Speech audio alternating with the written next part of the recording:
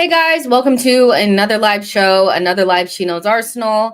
Make sure you guys are liking the video and subscribing to the channel on your way in. And most importantly, get into the comment section and letting me know what you guys are thinking and feeling about the most recent Arsenal transfer news.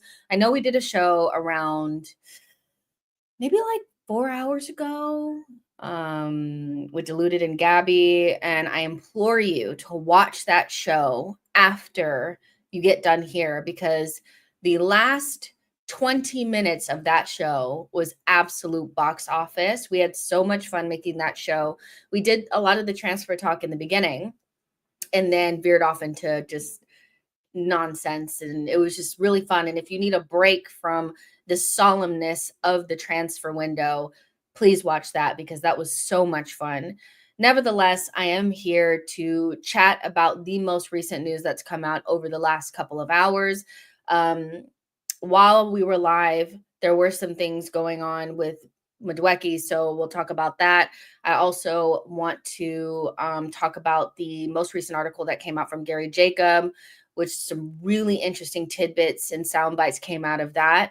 And yeah, I mean, Arsenal's transfer window, there's not a lot going on, but there's a lot going on, if you know what I mean. We have been chasing Benjamin Sesko and Victor Gyökeres for a long time now. And Gary Jacob did shed some light on some of this and what's going on. And before I really get into it, I just want to say that for people that are constantly saying that, I can't believe you guys are believing every single report, when they're more reputable journalists, we're not talking in the nose or guys that, these indie Kayla guys, we're talking about actual journalists. Chances are they have some decent information. And just because you don't like what they're saying, or it would shed a nasty light on the club, doesn't mean that it's not true or that there's not some truth to it. So before you come in with your, oh my gosh, it's never going to happen, like you're just believing everything, just think to yourself for 5 seconds, why would this person come out with this information if none of it was true, right? So Gary Jacobs from the Times basically said that Arsenal's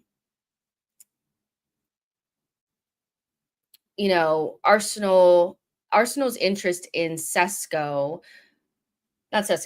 Gyökeres was brought in by Berta. And because before that, I think we know this, and this is what I'm saying, like this, a lot of this stuff does align with the things that we already know, right? That Andrea Berta, before he came to the club, Gyökeres was not on our list. Ornstein pretty much said that. But once he came in, he became a bigger option, right? Because he had scored almost 100 goals at Sporting. And so Berta brought him to the table. And that's essentially like as an option. Like he brought him up as like a viable option. And so he said, sorry, Berta brought Gyökeres to the table mainly because he scored 100 goals, or almost 100 goals over the past 2 seasons in Portugal. The Swede wants to move and he would prefer Arsenal, and Sporting seem ready to cash in. However, others at Arsenal feel that the 27-year-old's valuation of about 80 million is too steep, given his goals have been relatively weak domestic in a relatively weak domestic league. That's not unbelievable. This is not unbelievable noise. Like, Arsenal are definitely going to take into consideration the league in which he scored these goals in. And like I've said before, nobody else besides us in Manchester United are seriously looking at Victor Gyökeres. And more than just us are looking for a striker. Chelsea and Liverpool are also looking for a striker. So if they're unwilling to take the risk, I have to imagine that this jewel of a player that's just sitting around has some risk attached to him because of the league that he plays in. Now, does that mean that he's a shit player? No. That's not what it means, but it means that there is some sort of risk attached to it that Arsenal have earmarked, right? Now, he 80 million for Gyökeres is a lot of money. And he also goes in and says that, some of the hierarchy want a younger striker with greater potential to grow. And that's where Sesko is more attractive at 22. Arsenal have scouted the striker for over 2 years. Leipzig's model is to sell players, but the fact that they failed to qualify for Europe could help Arsenal this summer. The wages are not an issue, but the internal view is that his 75 million price tag is too high given he is unproven in the Premier League. So again, we've spoken about this quite a bit, but I've kept banging the drum that there are reasons why both of these options are not perfect. One, there's the uncertainty around the league, which we've seen multiple times that sometimes attackers, those goals don't translate. Then you have the younger player that's less proven. And so it's a risk to bring in somebody and spend that amount of money on an unproven kind of talent, right? And so Arsenal are not really wanting to spend 80 million on Gyökeres or 75 million on Benjamin Sesko. And that's the reason why we haven't started to put in bids. That's the reason why it's been at a standstill. This is the reason why things have been stalled, is because Arsenal have a specific valuation for these players and they don't want to move away from it. And I want to get back to the valuation in just a second. But he goes on to say, this is why Ollie Watkins is being reconsidered. And so before I get into the actual Watkins of it all, I just want to say that as much as I understand the pros and cons of both Sesko and Gyökeres, these are the repercussions of past mistakes. Not going after Isak when he was at Real Sociedad, because these are the same reasons why you don't want to get Sesko, is because he's a younger player, unproven in this league, and you would have to spend around 70 million to get him, right? And so the reason why you're in a situation where you don't have Isak at your club and you are looking at these subpar options or these unproven options is because you didn't get Isak in the first place. So we're repeating the same cycle again by not being confident enough in our scouting department to identify a player that we're willing to take a risk on and get them through the door in order to get a good player, right? And so this element of risk adverse nature that Arsenal have taken up over the last couple of years is really starting to grind my gears. Every player presents a level of risk. When Liverpool went out there and got Darwin Nunez, there was an element of risk there. Like every player has some sort of risk. Manchester United have gone out and risked for attacking players. Chelsea has gone out and risked for players. And none of that has stopped them from buying again after those things didn't work out. And sometimes those things have worked out. But Arsenal don't even get in the conversation. They'd rather go for an Ollie Watkins, somebody that they could have gotten in January to help us in a title race. They'd rather go after somebody like that than take a risk on a more interesting player in either Sesko or Gyökeres. They want to take the safe route. Arsenal, as a club, have adopted a safety-first mentality, and no big club that wins things has a safety-first mentality. They may do risk analysis. They may look at things and try to pick the best option, but they do take risks. Big clubs take risks.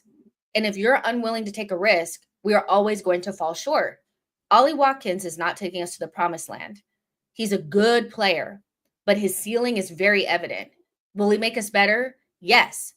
Will he be one of the best strikers in the league? No, he's not. He's a solid upper, European level striker, right? That we could have gotten before, that we should have gotten in January, but we didn't get. Him becoming our primary option in this window would be failure, in my opinion. I'm just sorry, but Arsenal need to get away from this lack of risk situation. They don't trust their scouting enough to take a risk. They just don't. And they're probably looking at the Antonys and the Seskos, or not Seskos, the Jadon Sanchos, and they're like, well, players from other leagues don't work. But other players from other leagues do work.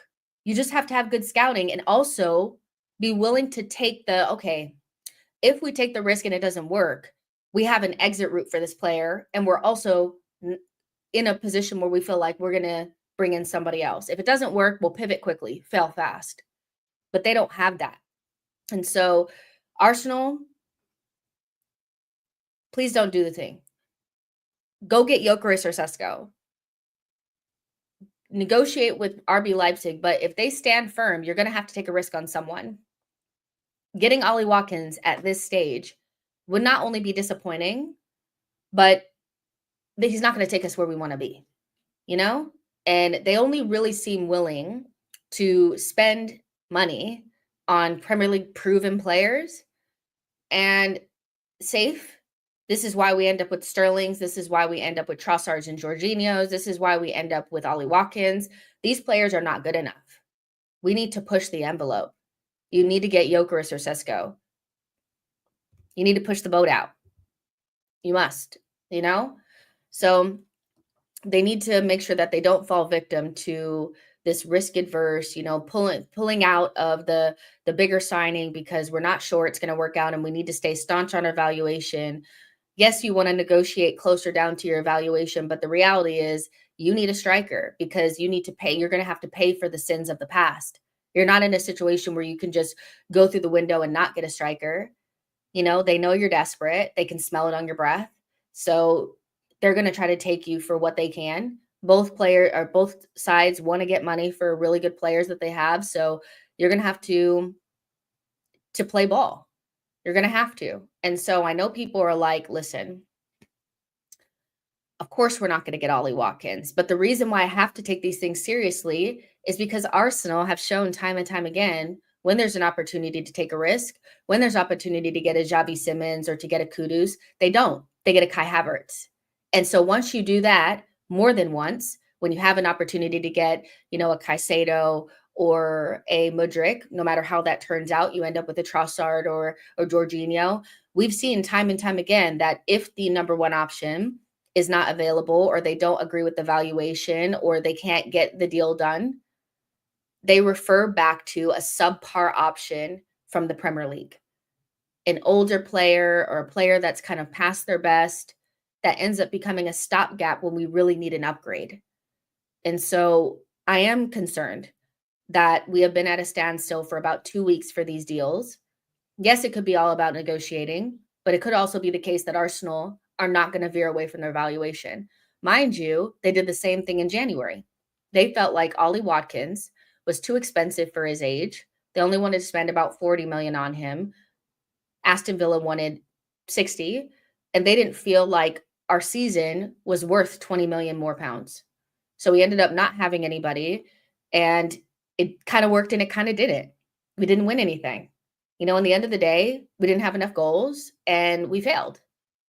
And now they want to turn around and make him our option for the summer. Mind you, Gary Jacobs said that with Ollie Watkins as well, Arsenal need to hope that Aston Villa are willing to go down on their valuation for him as well, that they're not going to want to spend 60 million on Ollie Watkins. They're going to want to get him for cheap. So if Arsenal are within this view that they have this very staunch and rigid view of their valuations of players, they're not going to buy anyone. They need to come off that shit. They really do. And so it's not looking good, bruv. It's not looking good. But they have every opportunity to not be silly, and do what they need to do. And again, for people that are saying, listen, Jessica, every report is not true. Once you have the windows that you had, and they've shown you with their actions that they're willing to make these types of decisions, how can you sit there on your high horse and say, this can't be true? It could be true because they've done it before, right? So if they have never done it before, I would not believe. I would not believe that it would ever happen, right? Dio says, bro, we signed no attacker in Jan in the middle of an injury crisis. I just watched Messi single-handedly beat Porto. Gyökeres goals are Fugazi. That league is washed. Let's see. Mosquito says, "Hi Jess. Arsenal interested in everyone, but not signing anyone. How do you see the situation?" I'll get to that in a second. Because Gary Jacobs spoke about that as well. We could get prime CR7 and Mikel would still rotate with Kai. That signing really ended us. And you see that if Arsenal want to get deals done quickly, they will. It just has to be for Premier League proven players that, Arteta feels like he can change, or some old guy. You know, we never have the ability to take risk on really good players, really good top level players. They have to be Premier League proven, whatever, because they can get deals done quickly. We've seen it. If it's Kai Havertz, they can get the deal done quickly. If it's Jorginho, they can get the deal done quickly. So they just don't want to, because they don't believe these players are worth it. And I would implore them not to make the same mistake that they made with Isak, because this is the exact same. They had a valuation for Isak. They felt like he was too expensive. He didn't score enough goals in La Liga. They didn't know if he was going to be good enough in the Prem, only for him to slap us and be one of the best strikers in the league. And now he doesn't want to come to us because he's helped Newcastle close the gap on us. So now why would he come to us? We're not a step up in his mind, right? So don't make the same mistake. Go out there and get the real person, Let's see. Marlon says, yeah, the same Porto that knocked us out of the Europa Cup 2 seasons ago. Keenan says, I think we wanted Isak. I think we just got priced out at 70 million. I feel the same thing will happen with Gyökeres and Sesko. Yeah, I'm not doubting that we want these players, but we're not willing to take the risk on them because we don't know for certain if they're going to work out or not, because they don't trust their scouting. They can only see a player good in the Prem. Otherwise, it's just too big of a risk. Whether it's the Bundesliga, whether it's the Portuguese league, when they look at players from other leagues, they get spooked, especially attackers. They get spooked. They're like, is it going to translate? And my thing is, if other teams can do it, why can't we? It's just long, they just don't trust their scout. They don't trust the scouting department. I think they feel like if you make it in the Premier League, that's who you really are as a player. But once they get to the Premier League, we're priced out of the move because we don't have the coins. We actually, as a club, cannot be the type of team that requires the player to have played in the Prem for us to go after them.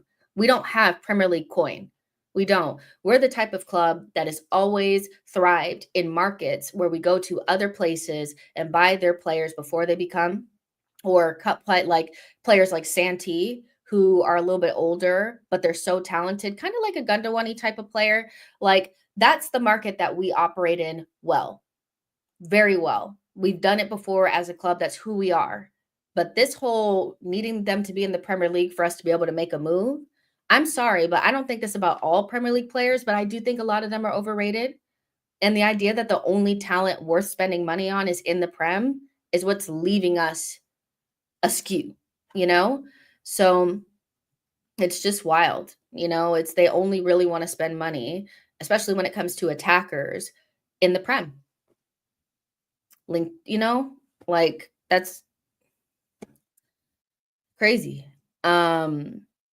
Gyökeres' playing style will translate as he's big and powerful. He would still bully a lot of the defenders in the league.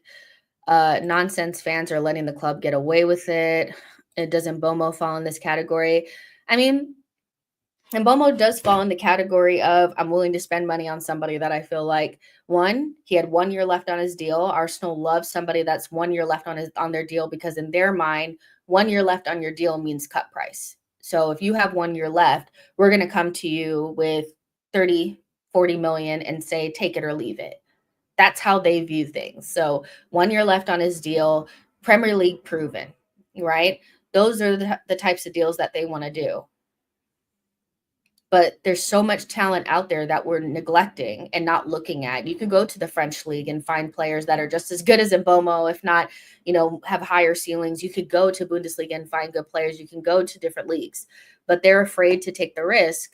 And I don't know if it's Pepe fucked them up. I don't know what it is, but they just have not rebounded. and recovered from that, and now they're just so scared. Don't be scared, just I get it. It won't work out sometimes and we'll be looking crazy, but I'd rather my club take the risk and 2 out of 3 work out and 1 is a flop and we have to go through the flop stuff than buying Ollie Watkins, buying Jorginhos, buying these players. And I know like these are not bad players, but they don't take you to the promised land. They don't. Brendan says, would it be a good window if Eze, Rogers, Zubamendi, and Sesko? Yeah, that'd be a great window. Is that the window we're going to get? I don't know. So yeah, but Keenan says this constant news just shows how bad we are at selling. Zinchenko going for 50 million euro, and we are struggling to price Kiwi at 30 million euro.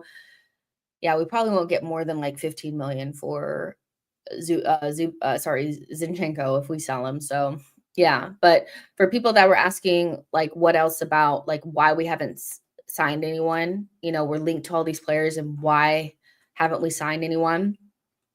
So they keep saying that like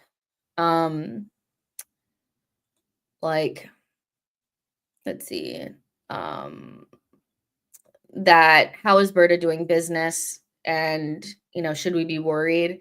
And essentially like they're saying that Arsenal are not concerned and they're okay with they'll get their business going in July, right? Okay, so that's basically what he said, is that Arsenal will start to make deals in July and they're not worried. And while other teams are making signings, they're fine with it and all this kind of stuff. They're okay with moving slow. And Arsenal are expected to accelerate deals around the turn of the month. Arsenal spent 6 months working on the signing of Declan Rice.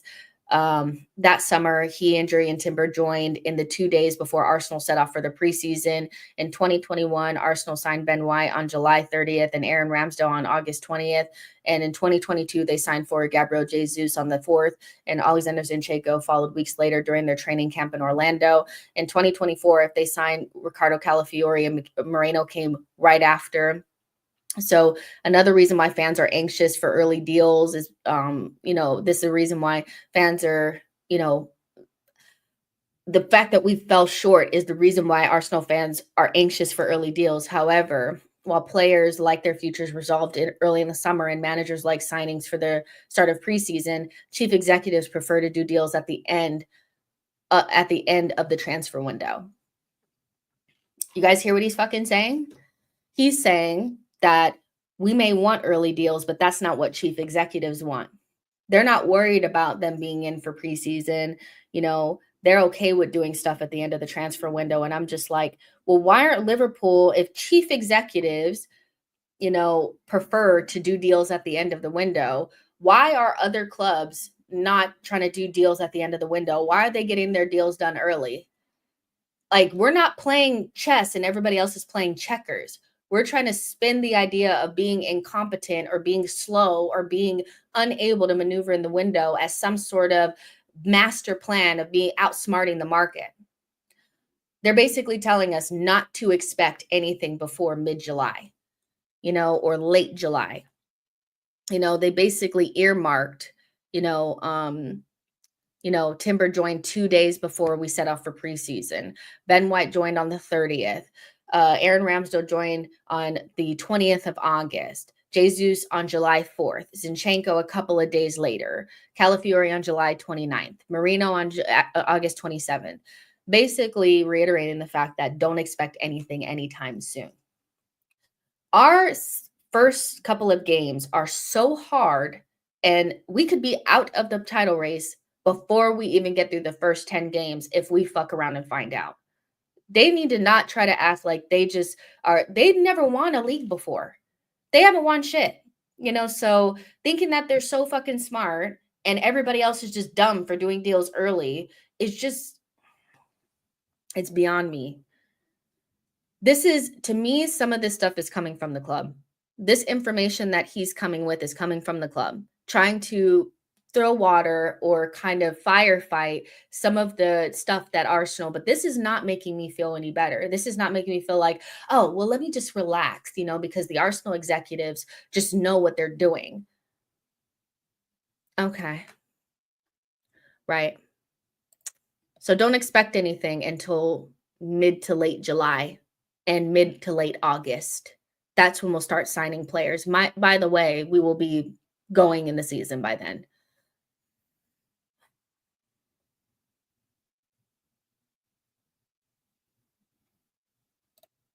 We could be out of the title race by October. Liverpool not in the Club World Cup, but we're able to get a lot done already. It's so jarring. Gary Jacobs reports says before preseason and towards the end of the month. It doesn't say before preseason towards this. It so okay. It does say it says, however, while players like their futures resolved early in the summer and managers like signings for the start of preseason, chief executives prefer to do deals at the end of the transfer window. So he's not saying that they're going to get done before preseason or, before the end of the month. That's not what he's saying. He said they're expected to accelerate deals around the turn of the month.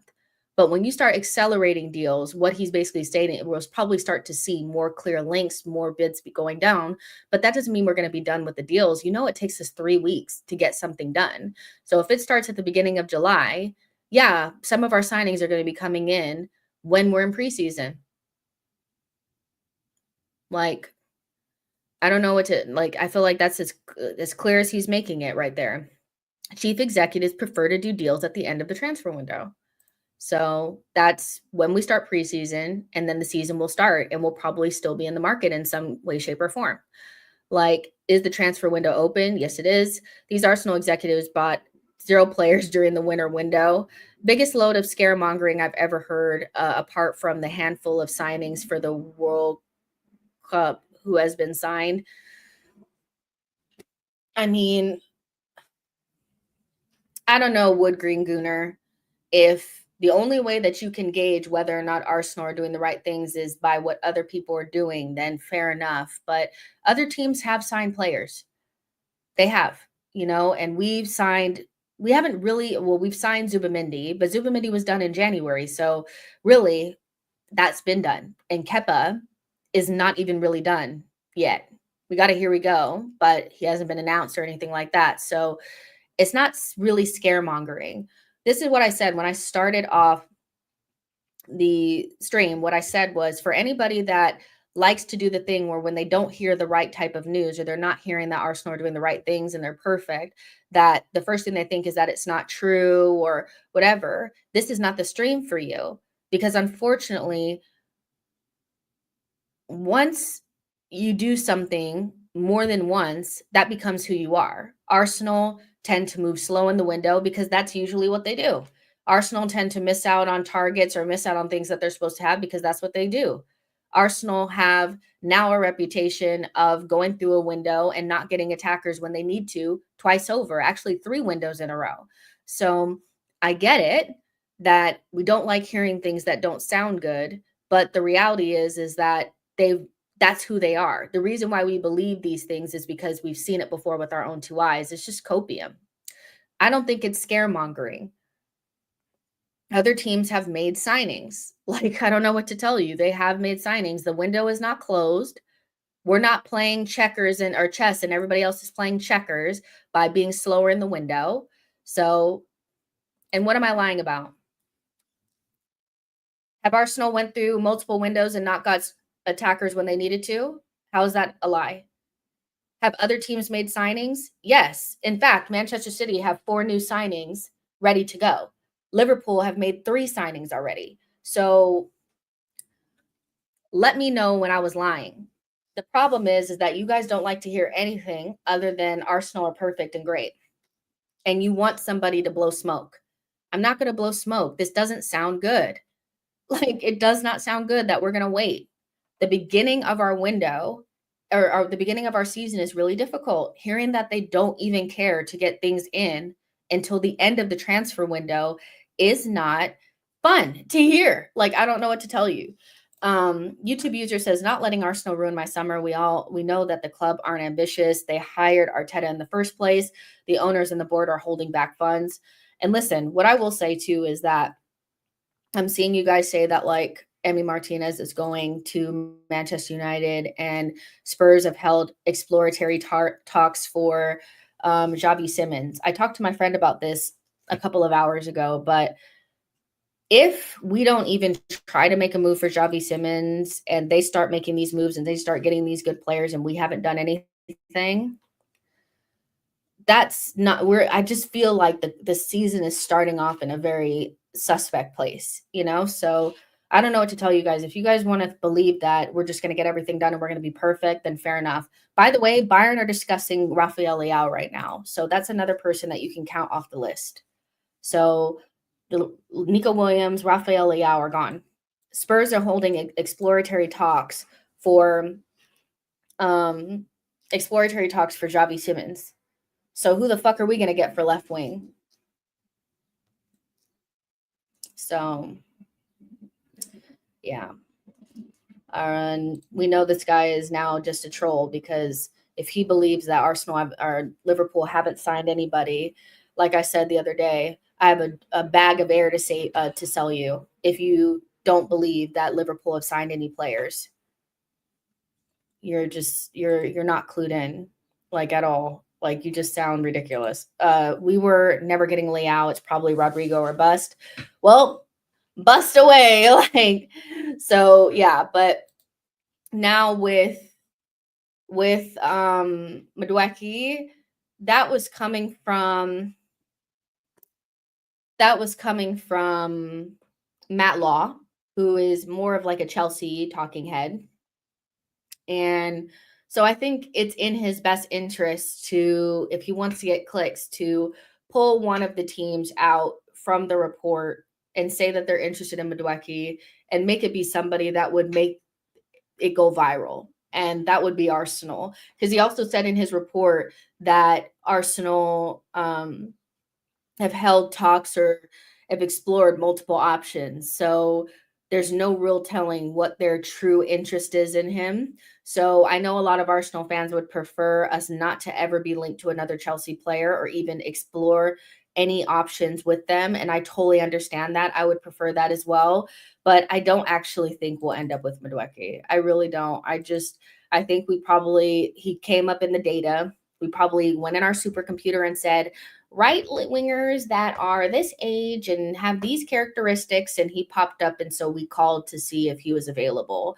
But we've been linked to Madueke, Kudus, and Bomo, who's not coming, and someone else,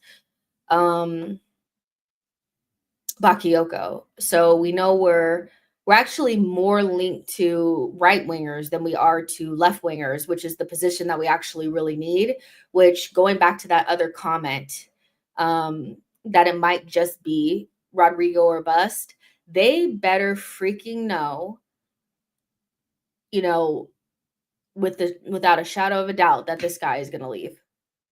They have to know. They have to have had some conversation with him, because to me, this is just like holding your breath for a guy that's at Real Madrid that's not being kicked out is very risky. Very risky, So they better know that this guy is going to leave, or this window could get really silly really quick. No Leao, no Williams. We're starting to look at the list, and of course there's options, but Arsenal's list was really, really dry. It was just Rodrigo, Nico Williams, and Gordon. And no offense, but we're not, like, if you want like Gordon, that's cool, but like, we're not getting him. Newcastle are not selling him to us. They're not. And they're going to sell for a lot more, so no, but I wonder who else is on the list beyond these players, because you need to get a left wing, man. You must. You have to get a left wing. I'm not even a big fan of Leao, but he's better than nothing, so they need to get a left wing. And Gary Jacob did say that Arsenal, that's what they want. What we want and what we're going to get obviously differs quite a lot, sometimes. But he did say, let's see. Arteta likes versatile players and prefers goals to be shared across the front line, blah, blah, blah. However, he did highlight the need for a clinical finisher. And And he also wants at least one midfielder, a winger, and a defender and a backup goalkeeper. So, you know, we've already gotten the midfielder. We still need to get the winger. We have the backup goalkeeper, so we know we're gonna get a defender. That's never gonna get skipped ever. So we know what we want, but are we gonna actually go out there and get it? You said you needed a clinical finisher, and it's not that I don't like Ollie Watkins. I would have totally taken him in January, and I rate the guy. I think he's a good player, but when we need to turn the narrative around from Arsenal to a nearly team and a failed project to an actual like pushing for it again, you can't be signing Ollie Watkins. You just can't be. You need to do better than that. Sorry. It's not good enough. There's no way people are going to gaslight me into that would be a good signing if we got him. I know that Arsenal fans will be trying to turn the tables and of course he's good. Like, look at what he's done here. I don't give a fuck. No. We should be bringing in our first target, our number one target at this stage, because you went a whole summer window and didn't do it. Then you went the January window and didn't do it. So why will we still not get our number one targets? So go get the targets. I do not want Watkins, so as much as I like him, he seems like a nice boy. And I know he's an Arsenal fan, but not now. We're just so unserious. Sorry, I got an email. Okay. Cal says, I got into arguments over Ollie Watkins already. Dio says, I know football fans are gone when they say they want Watkins over Sesko. He is going past his peak as well. Not what we need at the moment. Bayern now looking at Rafael Leao since Nico Williams looks like he'll be signing with Barcelona. Just end the season. Madueke as a target. Dark times ahead. Yes, Rashford, Grealish might happen. No links, but it's just so Arsenal to go for them. Don't pretend to be serious about this football team. Yeah, it's just long. And so it's we just need to be more serious.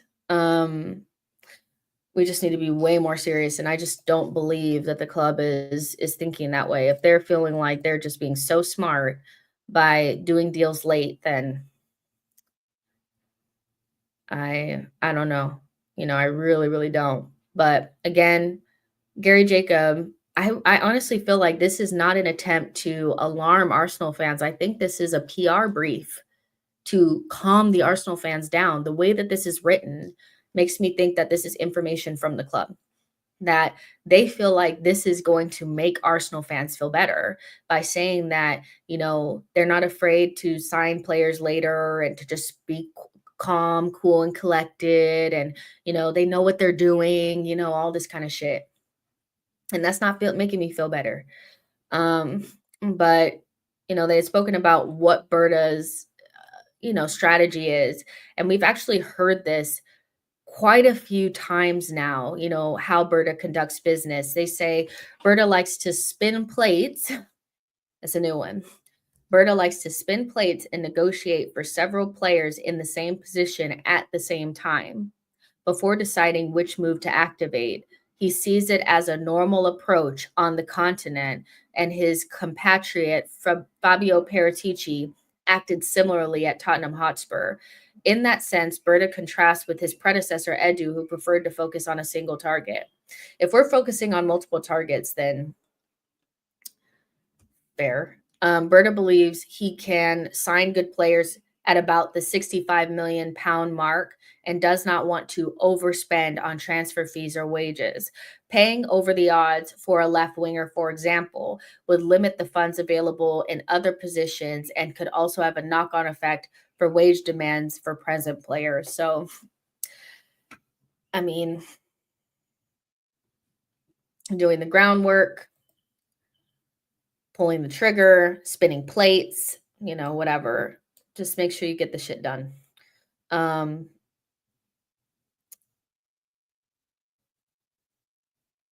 Yeah.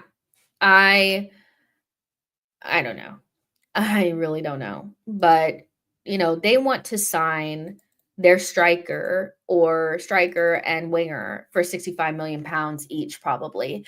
And so if Sesko's at 75 million pounds, we should be able to meet in the middle somewhere, 70 million pounds. That's not paying over the odds. If you're willing to spend 65 million and we get to 70 and they wanted 75 million, we should be able to sign Sesko. So I'm still fully like hoping and praying that we go back and make sure that we get the Sesko and or Gyökeres. I really want us to get one of those players. I feel like that's the only thing that, even at that stage, like even Gyökeres and Sesko has been so back and forth, and it's created such a division in this fan base. But nothing will be more divisive and more toxic than signing Ollie Watkins at this stage. So yeah. So there's definitely that. And Duncan Castles had said earlier, if you guys didn't get to be on the earlier stream, that Benjamin Sesko wants a release clause in his contract. So there's that too, which will probably add more negotiating on top of things. I can't lie, Madueke links are annoying, or have annoyed me. I feel like you're well within your right to be annoyed by that, Blaze, because I think at the last thing an Arsenal fan wants to hear is that we're linked to an art like a Chelsea reject, that because that's what we'll call him, right? As a Chelsea reject, somebody that they hate, and they don't like, and will be taking their drugs. They also he won't be cheap. So to me, that would be very annoying as well. So even being linked to him in any capacity is annoying. I don't think we'll get him. I don't think he'll end up coming, but never say never, because when we were linked to Kai Havertz, I thought it was a cruel joke, and then he was basically our player in 2 weeks. So we know how Arsenal operate. If they want a Chelsea player, they will get a Chelsea player, because that's just who they are. They love it. So I think they are just not sure which striker to go for. I don't think they're not sure. I think they want Sesko. I think they're keeping the Gyökeres door open as leverage, and also just in case they can't negotiate. But I think they've chosen Sesko. Now, I think Gyökeres is giving us preference, because if it falls through, he wants to make sure that we go for him, but it's Sesko.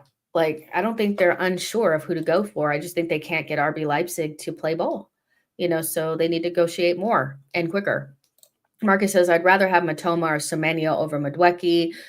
Why are people moaning about Madueke but essing off Havertz, weird fan base? Well, that's how it starts, though. I feel like it starts off, you don't want the player, and then once we get him, then the PR behind the player starts.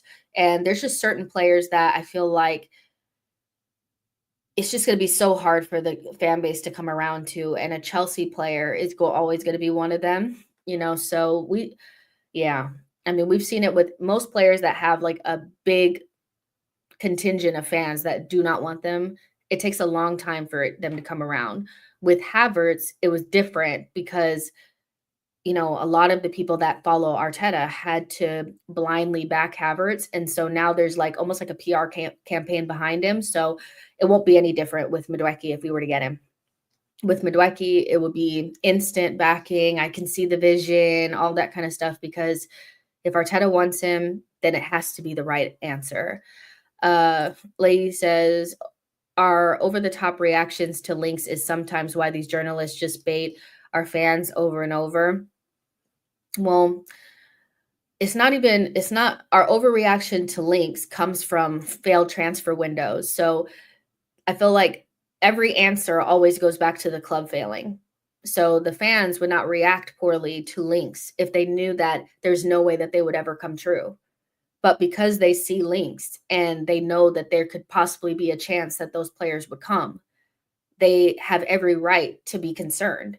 And so that overreaction is a direct reflection of the club failing in windows in the past. So I don't really get behind this idea of telling fans how they should act. And if you just don't react and you just do this and that, it's fans are not happy. Whose fault is that? So I don't really buy into this whole idea that fans are just overreacting all the time. They're pissed, they're concerned, they're annoyed. And that comes from maybe a January transfer window where we had no attackers and they didn't get us anyone. Maybe it was the summer window where they just needed to get a striker and a left wing and they turned up with Raheem Sterling. Maybe it was the window before where we wanted an attacker and we ended up with Kai Havertz. To me, that's not on the fans. That's the club. Oh, and we haven't won any trophies in 5 years, so there's that as well, you know? Women talking football, men's cooking, talking home design, doomsday is coming very soon. Well, I mean, you can go find something else to do. Nobody asked you to be here. But this woman will 100% be talking football. So it's too bad. It's not an overreaction. It's PTSD. For 20 years, we've been a shambles in the transfer windows.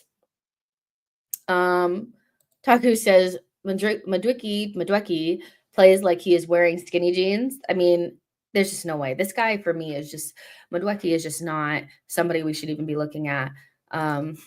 But I understand that Arsenal just kind of put names in or put probably like something in a computer and it brings up names and then they're like, oh yeah, maybe.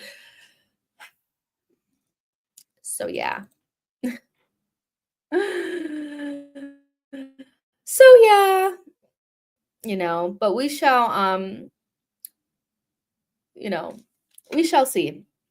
We shall see. This whole Gary Jacob thing coming out to me just does not reek some sort of plot for Gary Jacob to deceive the Arsenal fans. This feels like a PR brief. The problem is that Arsenal don't understand what Arsenal fans really want to hear. They're not going to be calm by them saying, oh, we know what we're doing. Don't expect anything until, July 30th. It's fine. So they don't understand what fans are really looking for. But Martinelli, he's also said that Arsenal are looking to sell Martinelli.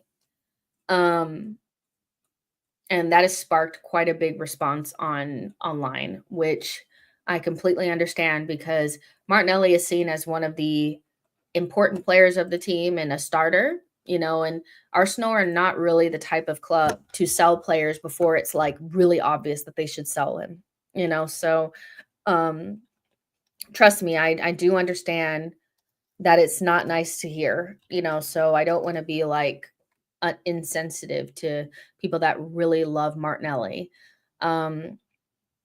But Martinelli also is somebody that I do feel like he's kind of almost the perfect player to sell at this stage in our progression. And the reason why I say that is because when you look at our sales over the last, since especially this version of the hierarchy, there's not a lot of big sales out there. And that's because we only wait until the players have no value to sell them.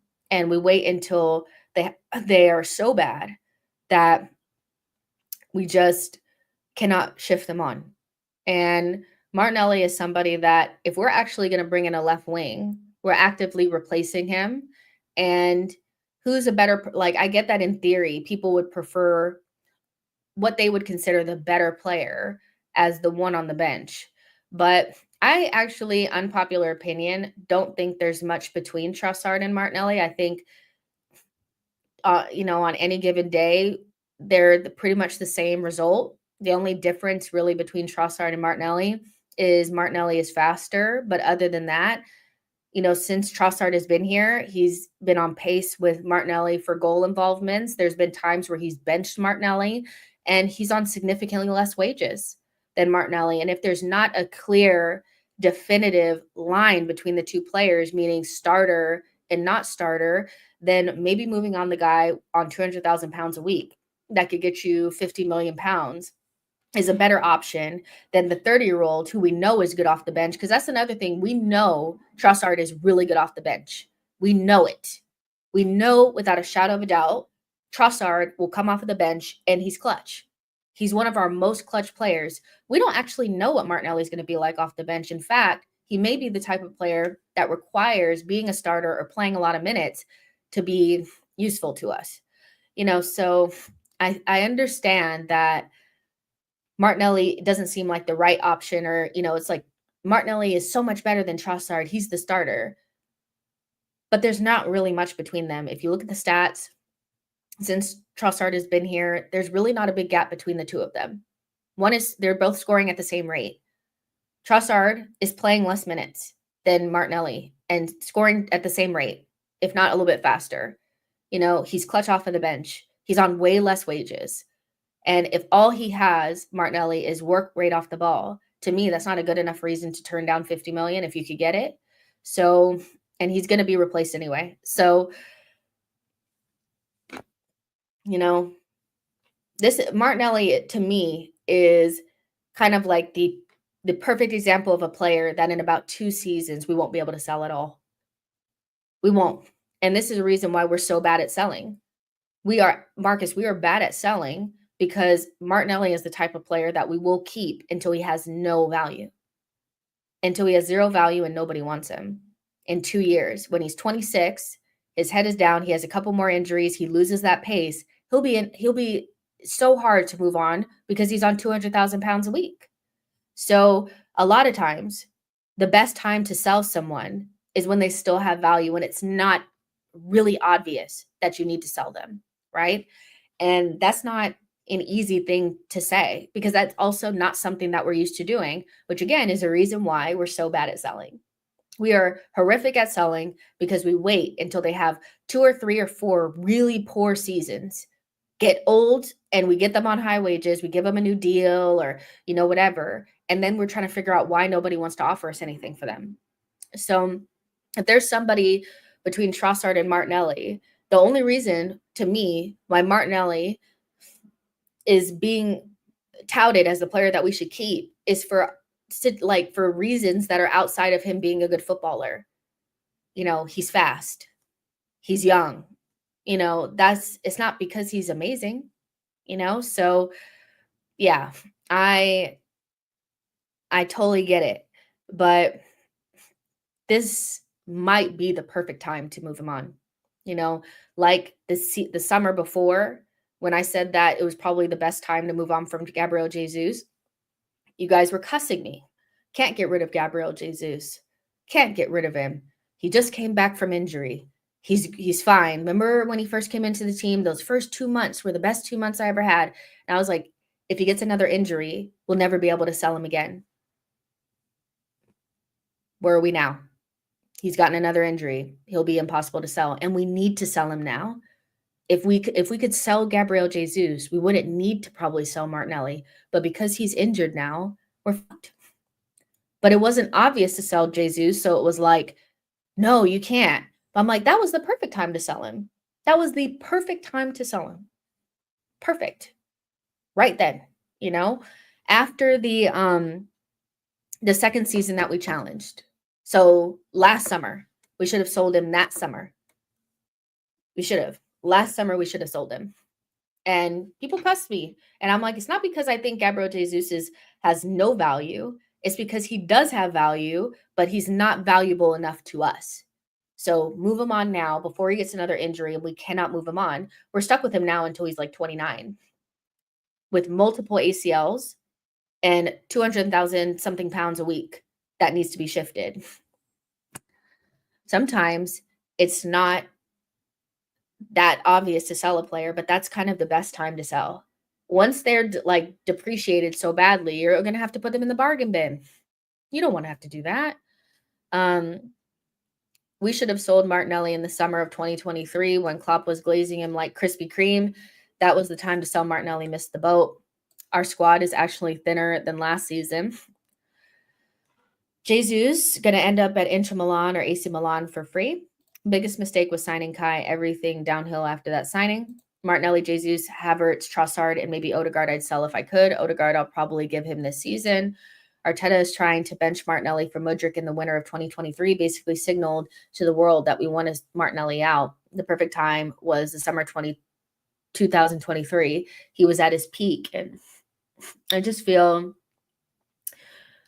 before he loses any sort of mystery, you know, because there's still like, that's the reason why you guys some people still want Martinelli around is because they still feel like there's an air of like mystery around him that he could become something. And if he was in the right system, he could do this. And, you know, he's still really fast. And if he could just do this or do that or surround him with these players or put him in the 9, other people feel that way as well. They still probably feel like there's a player in there. You don't want to wait until he has no more mystery around him. then nobody will want him. And so, like, there's no mystery around Jesus anymore, so we won't be able to sell him. Like, he'll have to go for free, so this wouldn't be a bad time to sell Gabriel Martinelli. It wouldn't be. Some people would damn near die, but I just feel like when he's 26 and he's got one more or two more injuries and he has no pace and you have nowhere to move, you have no way to use him, you'll wish you had sold him.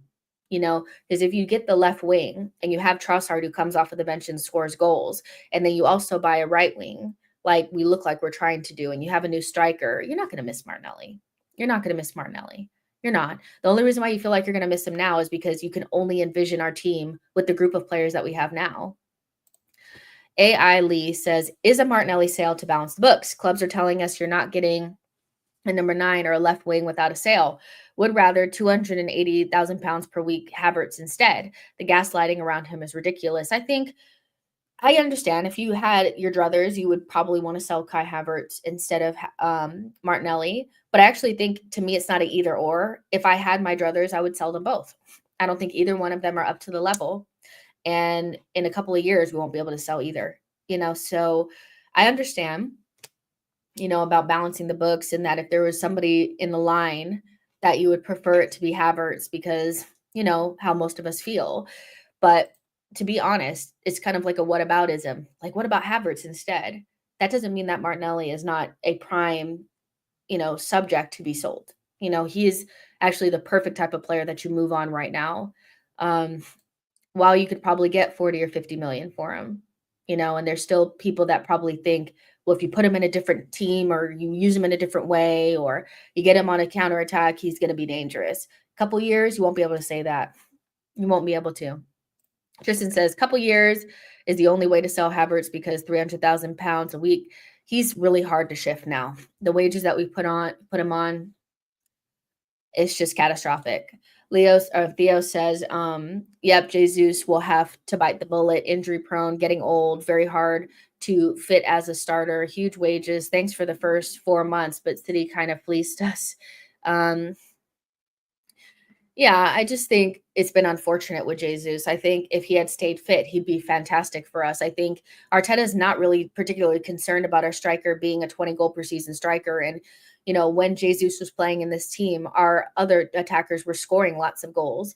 Odegaard was scoring lots of goals. Martinelli was scoring lots of goals. And so he helped unlock those players, but only at his high level. Outside of that high level, he really hasn't been the same player. So I don't know if I feel like City fleeced us. I just think that he's had some unfortunate injuries, and, the knee injury that he had and then the ACL, those are not injuries that are like, those are really unfortunate injuries to get, so I just think it's unlucky that we bought Jesus and it hasn't worked out. That being said, we need to not be stagnant and not be complacent and actively make changes that, we probably wouldn't have to make if he was fit and we could move him on.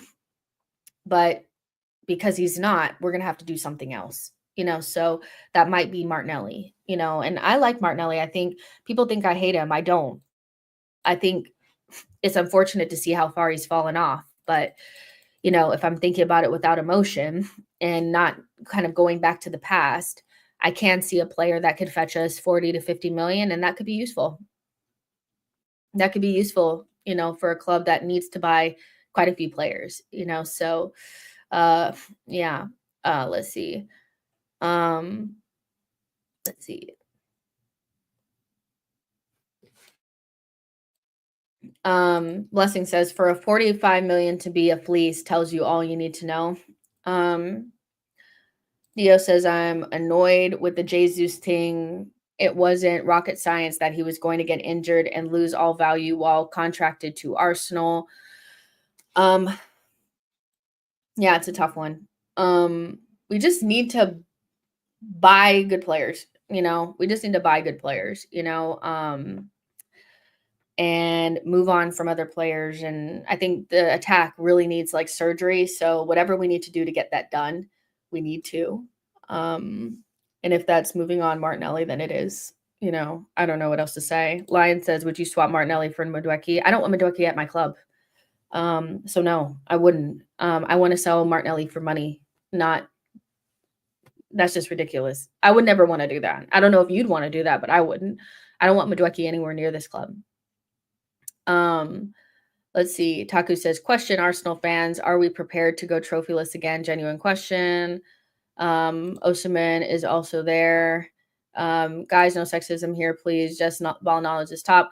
Thank you so much. I really do appreciate that. There was somebody earlier that was being a little strange, but I think for the most part, everybody here is being cool, and like, you guys can disagree with my opinions or whatever. Just, keep it cool, so, but I really do appreciate it. 100%.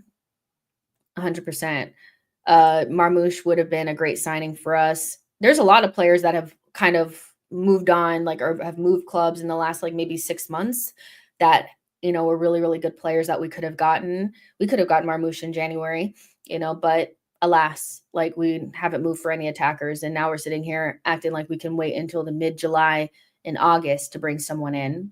You called him shit this morning. We were bantering and having fun, Marco. I know that, like, you have a soft spot for Martinelli, and I get that, but we're just having fun. Me and Diluted and Gabby, I know that his soft spot is Martinelli, and he knows that mine is Odegaard. So sometimes things are just fun. I don't actually think Martinelli is like this terrible player. I just stand firm on the fact that some players should be moved on before they have no value, and he's somebody that I feel like is a really good for that. But equally, I probably wouldn't be saying that if Jesus was able to be sold, but he's not, so he's kind of next in line for me. But yeah, we were just joking. It's not, sometimes I just poke fun. I'm not trying to hurt anybody's feelings. I don't think selling Nelly right now will be good. I want him gone, but if he goes, we're getting Madueke, our main left wing, are set to join different clubs. I don't know what we're going to do about left wing. If we don't get Rodrigo, it's looking dark. It's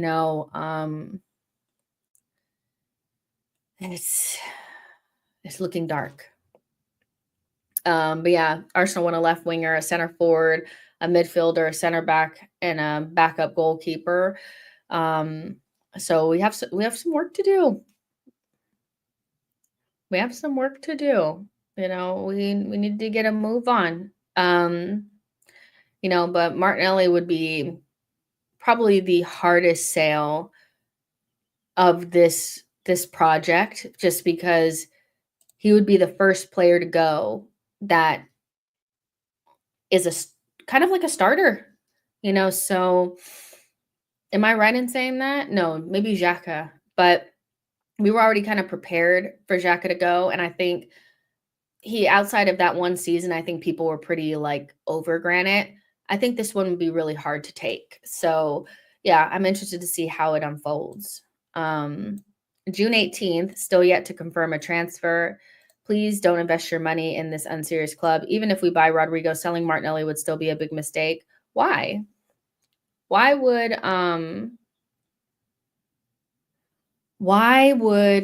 selling Martinelli, if we get Rodrigo, be a big mistake? I'm curious. Because sometimes I think we say things are going to be a big mistake, but it's just because we're emotionally attached to these players. Why would it be a big mistake? Genuinely, I want to know. If you've upgraded and you brought in a player of Rodrigo's level, and you have one of the best players off of the bench that you could possibly have in Trossard, and you buy a striker and you get a right wing, why would Martinelli be a big loss there? And please don't say it's because he's fast or he works hard off the ball. Because most of the time when people are talking about what Martinelli does well, it's going to be about he's fast and he runs hard, not because he's like really good or anything. Super Kai says, I love M11. However, I myself see it's time to sell. He has 2 years plus an option, so value is high. And if we want to upgrade, then you can't keep both. I'd be looking to sell to Bayern as they need a left wing. Well, they're actively like trying to get Leao now. So we could actually probably sell to AC. I think that'd actually be the best place for him to land. It's a league where his type of speed would be useful. And Leao is kind of like a fast, kind of, wide forward. And so Martinelli would actually be a good option for them. So we should probably be looking to talk to AC Milan if Leao leaves there. we may not get as much money as we want to because we know those teams are kind of cheap, but 40 million, move on, or sell La Liga or something. We wouldn't have another option on the left wing. Trossard is not fast. Well, we Trossard is an option. It's just because he's not fast. Because you're not talking about like Martinelli's skill or anything like that, or his goal scoring ability. It's you don't have another fast option, but Trossard scores just as many goals as Martinelli. He gets just as many assists. He's clutch off of the bench. So if it's just about pace, that's not a good enough reason not to sell someone. It's just not. Especially if you get a striker that's faster, whatever. So I don't know. I feel like we're reaching. Taku says, what happens if we have a window like Rashford, Zubi, Sesko, Victor? Why are you guys talking about Rashford? What's going on here? You guys have been mentioning him a lot, and I'm concerned. Did somebody say something about Rashford? I hope not. Rodrigo is just a lazy Trossard. Really bad take. Theo says, I wouldn't sell him to the competition, though. Martinelli could cook for Liverpool. They wouldn't want him. Our window to win the league seems to be closing each day. We're trying to win the UCL or EPL, and that's not easy. You need a strong squad to do it. Yeah, but you don't need 3 left wingers. You don't need 3 left wingers. I think when we think we need a strong squad, we're thinking we need at least – what are you doing? We need like 2 good options in each position, right? You don't need 3. I think I'm seeing this with the Thomas Partey stuff. I'm seeing it with Martinelli that I feel like we're almost overdoing it. I don't think the reason why we haven't won the league the last couple of seasons is not because we lacked depth in certain positions. It's mostly because we didn't have the right types of players at the top end of the pitch. I don't view our 2023-2024 season and our lack of ability to win the league that season as anything other than not having the right types of attackers, not having the types of players that are going to score against Aston Villa, that are going to score against Bayern, that are going to score against Porto, that kind of stuff. We drew too many blanks against West Ham at home, against Liverpool at home in the FA Cup. That wasn't a depth problem. That's not depth. It's because we had Kai Havertz and like Martinelli and players like that could not score against those teams. So that's not a depth problem, and I get that we got down to the bare bones this season, but I still feel like even our main issue wasn't just like, oh, we quite literally could not score in some circumstances. Like, to me, when I look at our team, I don't think it's just about we need 3 DMs or we need 3 left wings. We need a starting striker that can put the ball in the back of the net. We need a starting left wing that strikes fear into the opposition. If you have those things and want players behind them that are good, you have enough depth. Why do we need 3 left wings? Because we're talking about upgrading on Martinelli, keeping Trossard and Martinelli. Because again, there's not really much between Martinelli and Trossard. They're not giving me Martinelli is a much better player than Trossard. They're talking about he's faster. We only need 2 good players in the positions. We don't need 3. It's a lot. It's overkill. You need, I don't know. Jess, why are some Arsenal fans slander Rodrigo after the last game in the Club World Cup? Because they're protecting themselves because they don't think we're going to get him. No player is ever good enough for us. Even if they play for Barcelona, if they play for PSG, if they play for Real Madrid, they're not good enough for us. They're never good enough for us. We're always talking about other players like they could not walk into our team, especially when it comes to our attackers. It's just bullshit. Rodrigo walks into this team. In fact, 90% of Real Madrid's team walks into our team. Like they have more talent in their team than we do. Yes, we slapped them, but we even know that we've been better than teams on paper, and they beat us and they weren't shit like West Ham. So unfortunately, I just feel like Arsenal fans, one, overrate our players and feel like nobody could do better than them. And we're obsessed with, propping up our players, and that's fine. But we can prop up our players and not be unrealistic or disingenuous about what their levels actually are. And there are players that walk into our team, mostly in attack. And the idea that Rodrigo doesn't make us better or, Nico Williams wouldn't make us better. I know that he's not coming, but, you know, people were talking crazy on Nico Williams' name, talking crazy on Barkola's name. And it's just like, damn, so nobody can make us better? Talking crazy on Sesko, talking crazy on Gyökeres. These players can't make us better? You would think we had, you know, prime Ronaldo and shit up front. You know, it's like, come on, you know? Unfindable says our defense is miles better. Rodrigo is an expressive player. Arteta likes robots. Well, then why does he want him then? Like, I don't understand this. If Arteta doesn't want a player like Rodrigo, then why are we interested in him? That would be strange to me. People tried convincing me that Nico is worse than Nelly. And it was only until they had to come up and shut up after they watched him in those 2 Nations League games. And it's like, you can't be watching Martinelli and watch these players and say that they can't make us better. Even if you don't want to sell Martinelli, even if you still want him in the team, you cannot tell me that a Nico Williams, a Barcola, whatever, would not make us better. You know, yeah, like we could do better. Martinelli needs to be moved on simply because the fan base has labeled him as the issue. No matter what he does from this point, he will always be blamed. Oh, don't start the woe is me, Anthony. He needs to leave so he can find a place where people care about him and love him. And, you know, he's just the scapegoat. And I just don't, come on now. Come on now. There are plenty of players in this club that get the scapegoat. It's not just Martinelli. Odegaard gets scapegoat. Havertz gets scapegoat. I've heard Raya get scapegoat. It's not just him. Like a lot of our players hold it. A lot of our players outside of our defense, there are like 3 or 4 players that I can think of that on a consistent basis are the problem and the main and only problem. So Martinelli is probably getting a lot of hate because he hasn't been good for 2 seasons. Is it unrealistic to, you know, admit that Martinelli has not been good enough for 2 seasons now? He had good moments this season, but as a whole, he's been poor. And no, before people say, what about Odegaard? He had a bad season this season, but last season he was really, really good, which is how he ended up as our player of the season, which is how he ended up on the Ballon d'Or list. You know, come on, he was in almost everybody's player of the season. So don't gaslight me. Martinelli has been poor for 2 seasons. He's been so poor that a player like Trossard, who I love him to death, has played a lot of minutes because Martinelli hasn't been good enough. You know, like, I get it, but this woe is me about Martinelli. Like, you know, we haven't sat there and said the system doesn't work. He needs to be unlocked by so-and-so. It was he needs to be unlocked by the left back. He needs to be unlocked by Marino. He needs to be unlocked by so-and-so. He just hasn't been good enough.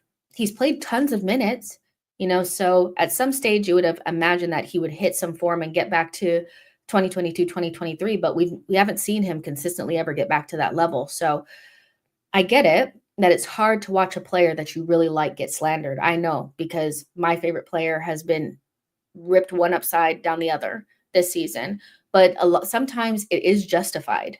And if your player is not playing good, then people are going to blame him. You know, they're going to blame him, you know? So I don't know, saying that he needs to be moved on because people are being mean to him and calling him shit and stuff is just, he hasn't been good. You know, it's not like it's coming out of nowhere. You know, it's really not. So at this point, we're recalling Vieira on deadline day, compare his stats to all other left wings. I think at some stage as Arsenal fans, we need to just focus on what we see. And I get that he has decent stats. You know, I'm not saying that his stats are not great, but you can look at stats that say Kai Havertz is just as good as Haaland. There are stats out there that people have used to compare Havertz to Haaland. We understand that sometimes you have to look at your eye test, you know, and our eye test is telling us that no matter what the stats say, he's not as good as what he was in 2022, 2023. And he's had some really poor moments where he didn't look like he could trap a ball, where he's going at the end line, where he can't beat his man. I don't know why it's so hard to just admit that this player has not been good enough. I don't get it, you know, so, and that doesn't mean that other players have not been poor, you know, and he shouldn't be the only person to blame. It's never just one person's fault. So I get that, and I agree. It should never just be one person's fault. But he's been the worst the longest, you know, so he's going to be the one that kind of gets the most spotlight, especially when he's a starter, so it's just tough, but he's hard to watch, Anthony. He's really tough to watch. I don't know how you feel about it, but if you've enjoyed watching Martinelli play, then fair enough. But to me, he is so frustrating because yeah. It's one person's fault, Arteta. But you don't see Barcola and you think he is better. He really is, and he really is not. Well, let's compare stats for a second, since if you're using stats as a reason why, we need to respect Martinelli more. Let's compare his stats to Barcola, who you just brought up as not being better because you said stats matter, right? Barcola this season for PSG has, let's see, 14 goals and 10 assists. Mind you, he has 14 goals and 10 assists, and Kvaratskhelia was bought in January and basically was starting from that moment. He has 3 goals and 4 assists in the Champions League, 4 goals in the French Cup, correct? So that means that all in all, let's just use goals because let's be real, people just try to do all GA and stuff to just inflate it. But that's 18, 19, 20, 21 goals. Do we need to even look at Martinelli's? We're talking about somebody that has 21 goals in the French league, right? That shared time with Kvaratskhelia from January, right? 21 goals. Martinelli had 8, 9, 10 goals. So Barcola had double.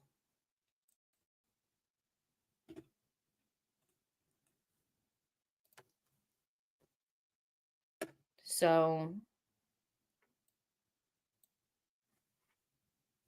Barcola is also like 20 or 21. So, but those are the stats. So the stats are all that matters. John says, Barcola is decent. When it comes to the eye test, Martinelli makes my eyes bleed. He's always backward passing, cannot beat a player. The thing about Barcola is that he's still incredibly raw, but the physical attributes that he has are things that you cannot teach. The blistering pace, the way that he can get past his man, I think his final action can be frustrating, whether that's the, pace or the on the pass, or the accuracy of the pass or the shot. You saw it like in the final where he like pretty much killed 2 or 3 players and had them doing the splits and then just hooked the shot. Those are things that are definitely frustrating from him, but he has physical attributes that you just can't teach, and he's young, so he can still grow into those things. His still has way more in his pocket, in his locker, than Martinelli. Martinelli doesn't have anywhere near the ability to cut up players and chop them up and have them doing the splits. He doesn't have that. Martinelli is a straight line runner. All he can do is stop and start you. He can't take you inside, outside. He's not that kind of guy, So as much as I think that Barcola is not the finished article, you can clearly see what he adds to a team, right? And so he's still not my favorite, but he's still somebody that I feel like is really, really good and would improve us a lot. We need players in our team who are fun to watch in our team. We lack that in our team. Football rule, if you're an attacker, a Brazilian at that, and you don't have even a step over to your name, you're not you're not worth anybody's time. That's cold. People don't see or appreciate how much Martinelli contributes defensively. That's why it's important to keep him in Trossard, even if we sign Rodrigo.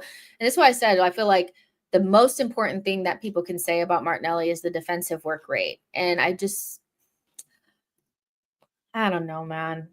I don't know. Maybe this is just a difference in opinion, and a difference of the way I see the team. But I actually think we need to move away from this incredibly defensive mindset where we are, it's not just a basic requirement for our attackers to contribute defensively, but we almost overrate them because they defend. It's like we'll see a good player and we'll be like, yeah, but can he run back like Martinelli? Can he work off the ball like Martinelli? It's like, I'm actually more concerned about what you do on the ball and how you contribute offensively. I would expect anybody that plays for Arsenal to contribute defensively, but if that's the main thing that you offer, is running and defensive work rate, but nobody is talking about his goal scoring, his trickery, anything. It's all about running and defending. And to me, that's not a good enough reason to keep somebody around. We saw in the final, PSG's forwards also defend, but they don't lack technical ability. They don't lack the ability to get past their man. We saw Kvaratskhelia and those players working hard. So why can't you have both? Why are we keeping Martinelli just because he has those things? Those are my questions. Cal says, I'm so sick about talking about defensive work rate when discussing attackers. Johnny said we are England's Atletico nearly men. I'll be honest, though, I feel like that's really disrespectful to Atletico. Atletico have, over the last, whatever years, they've won 2 La Ligas and they've also won a Europa League. So as probably frustrating it is for their team, their club and their fans to have to go up against, Real Madrid and Barcelona and to be the third guy, they at least, when Barcelona and Real Madrid were not their best, they were able to take advantage. And they're not a team that's meant to be winning, but they still have been able to pinch 2, La Liga titles off of those 2 giants. We can't even do that.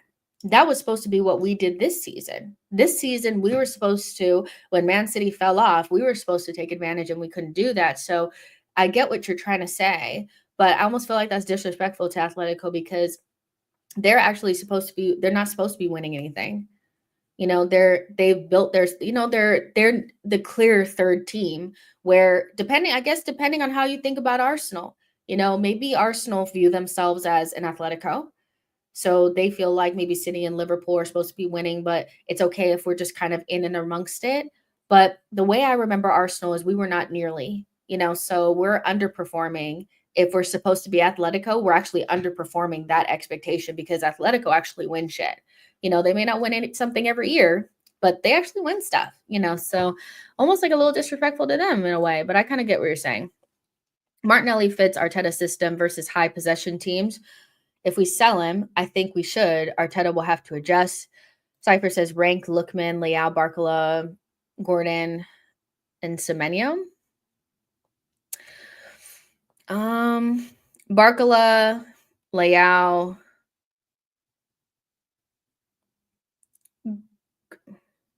Leao, Lookman, Gordon, Semenyo. John says we would have been going for a 3-peat by now. Unfindable says Odegaard had 3 goals and 2 assists. He sure did. And like I said, he had a poor season as well, but he's only had 1 poor season. So if he comes back and he has a poor season this season, then we'll have those conversations. But what about Odegaard doesn't deflect from the fact that Martinelli's been poor for 2 seasons. That's what I've pretty much been saying this whole time, is I do feel like people that love Martinelli have been hiding behind Odegaard's bad season and have been pushing that narrative to keep people from seeing Martinelli. We see him. He's dribbling out the end line. He can't trap a ball. He's not scoring enough, So I get that Odegaard's had a poor season. That being said, that doesn't change anything about Martinelli. OG says, Jess, how do you rate Semenyo versus Martinelli? How do you see both players? I don't love Semenyo. I think he is the typical overrated Prem player. He had a good beginning of the season when Bournemouth were playing well and then fell away. And even when people were propping him, they couldn't say definitively that they felt like he'd be a starter, which is, I feel like, what we need. Semenyo to me is somebody that should probably replace Mbomo at Brentford. I just, probably his ceiling is probably like Tottenham, which I know that they're playing in Champions League. I get that. But, I don't know. I don't think much of Semenyo, so Martinelli probably feels like somebody that could probably still get to a good level, because I still think that if Martinelli in the right system with the right team could potentially unlock what he had in 2022, 2023. He can't do that at Arsenal because the system has changed too much. He'll never get back to that at Arsenal. But somewhere else, he may be able to. And that level that Martinelli was at in 2022, 2023 is something that I don't think Semenyo will ever reach. I don't think he'll ever reach that. I don't think he's that good. I really do think that we were desperate nearing January. And so that became like this overrating of Semenyo. But I think I still would say that Martinelli is probably still has more to give, and in the right scenario could be better, where Semenyo is, to me, kind of like just a good player. I don't know. He just, he's not good enough, in my opinion. He's well down the list for me. Big Ruck says, isn't Semenyo a downgrade to our left wing position? To me, he is. Let's see. OG says, thank you for the explanation about Semenyo. Semenyo is better. Semenyo ain't sexy name, but his physicality makes him effective in the Premier League. I take him as a squad player. And that's the saying. That's the thing is most people say that they would take him as a squad player. And I think that that's my point is that when I view the left wing position, I'm thinking that we need an upgrade. And so if he's just going to be a squad player, then I'd rather get somebody that's like a super talented left wing with a high ceiling, somebody like a Nusa, that we know could get to that really super high level, but probably is a year away, rather than going for somebody that we probably think is going to stay at that level pretty much. Somebody coming in to just be a squad player needs to be somebody that's younger with a higher talent ceiling. That's kind of where I think the squad building should go at this point. Like, an example would be if we needed to replace Thomas Partey, instead of going for another Jorginho type of player that's going to be a squad player but has experience and is Premier League proven, I'd rather go for Boadi at Lille, somebody that at 17 has the kind of ceiling that he could be just as good as Zubimendi or even better. I feel like that's a better use of money than just going out to get somebody that you're going to have to replace really soon. And there's no real like plus side to it. Semenyo is just too average to me. But maybe he goes to a different team and he absolutely kills it, and then I look silly later. He just doesn't move me. Glenn says Rogers, Simmons, Eze, Gibbs White. Those are really good players. I actually love Eze, and it would kill me to see him fall victim to Spurs or something. It would. And it is kind of concerning that Spurs are, kind of doing exploratory talks or early talks for Xabi Simons. There's no reason why a player like Xabi Simons should end up at Spurs, but he will end up at Spurs because we know how players are. If they're desperate to make a move, they'll go anywhere, especially if they have Champions League. I'd be so sad if he went there. I'd be sad if Eze went there, and they've been linked to those players more than we have. And I'm like, why do Spurs want these creative players, but we're not interested in these creative players? I really don't understand it. Both of those players play on the left-hand side. They can make left wing more creative or left center mid. If it's not working with Declan at left 8, which a lot of times against deep blocks, it's tough out there for us, move him to the 6 and bring one of those players in and allow them to create with Odegaard and double 10s. I don't understand why we don't have that option. But I really love Eze. Like, Eze is a player that I really rate. I like him as a person. I like him as a player. I think he's a really like stand-up kind of, I will probably rate him no matter where he goes. I would hate to have to hate him. Simmons. If I had to rate those though, I would say just from who I like the most, Eze, Simmons, Rogers, and Gibbs White. But I know most people love Rogers. I just like Simmons and Eze more. Sorry. I love freaking Eze so much. He's just so good. He's so fun to watch, and he's a nice guy. I don't know why we're not in for him. Because Arteta loves Odegaard. Well, they don't stop you from playing Odegaard. That's the thing, is both of them play on the left. Eze is like a left-sided winger or a left center mid, so it's not really doesn't have anything to do with Odegaard. I think people view like we're not getting a creative midfielder because he loves Odegaard, but that didn't stop them from getting Fabio Vieira.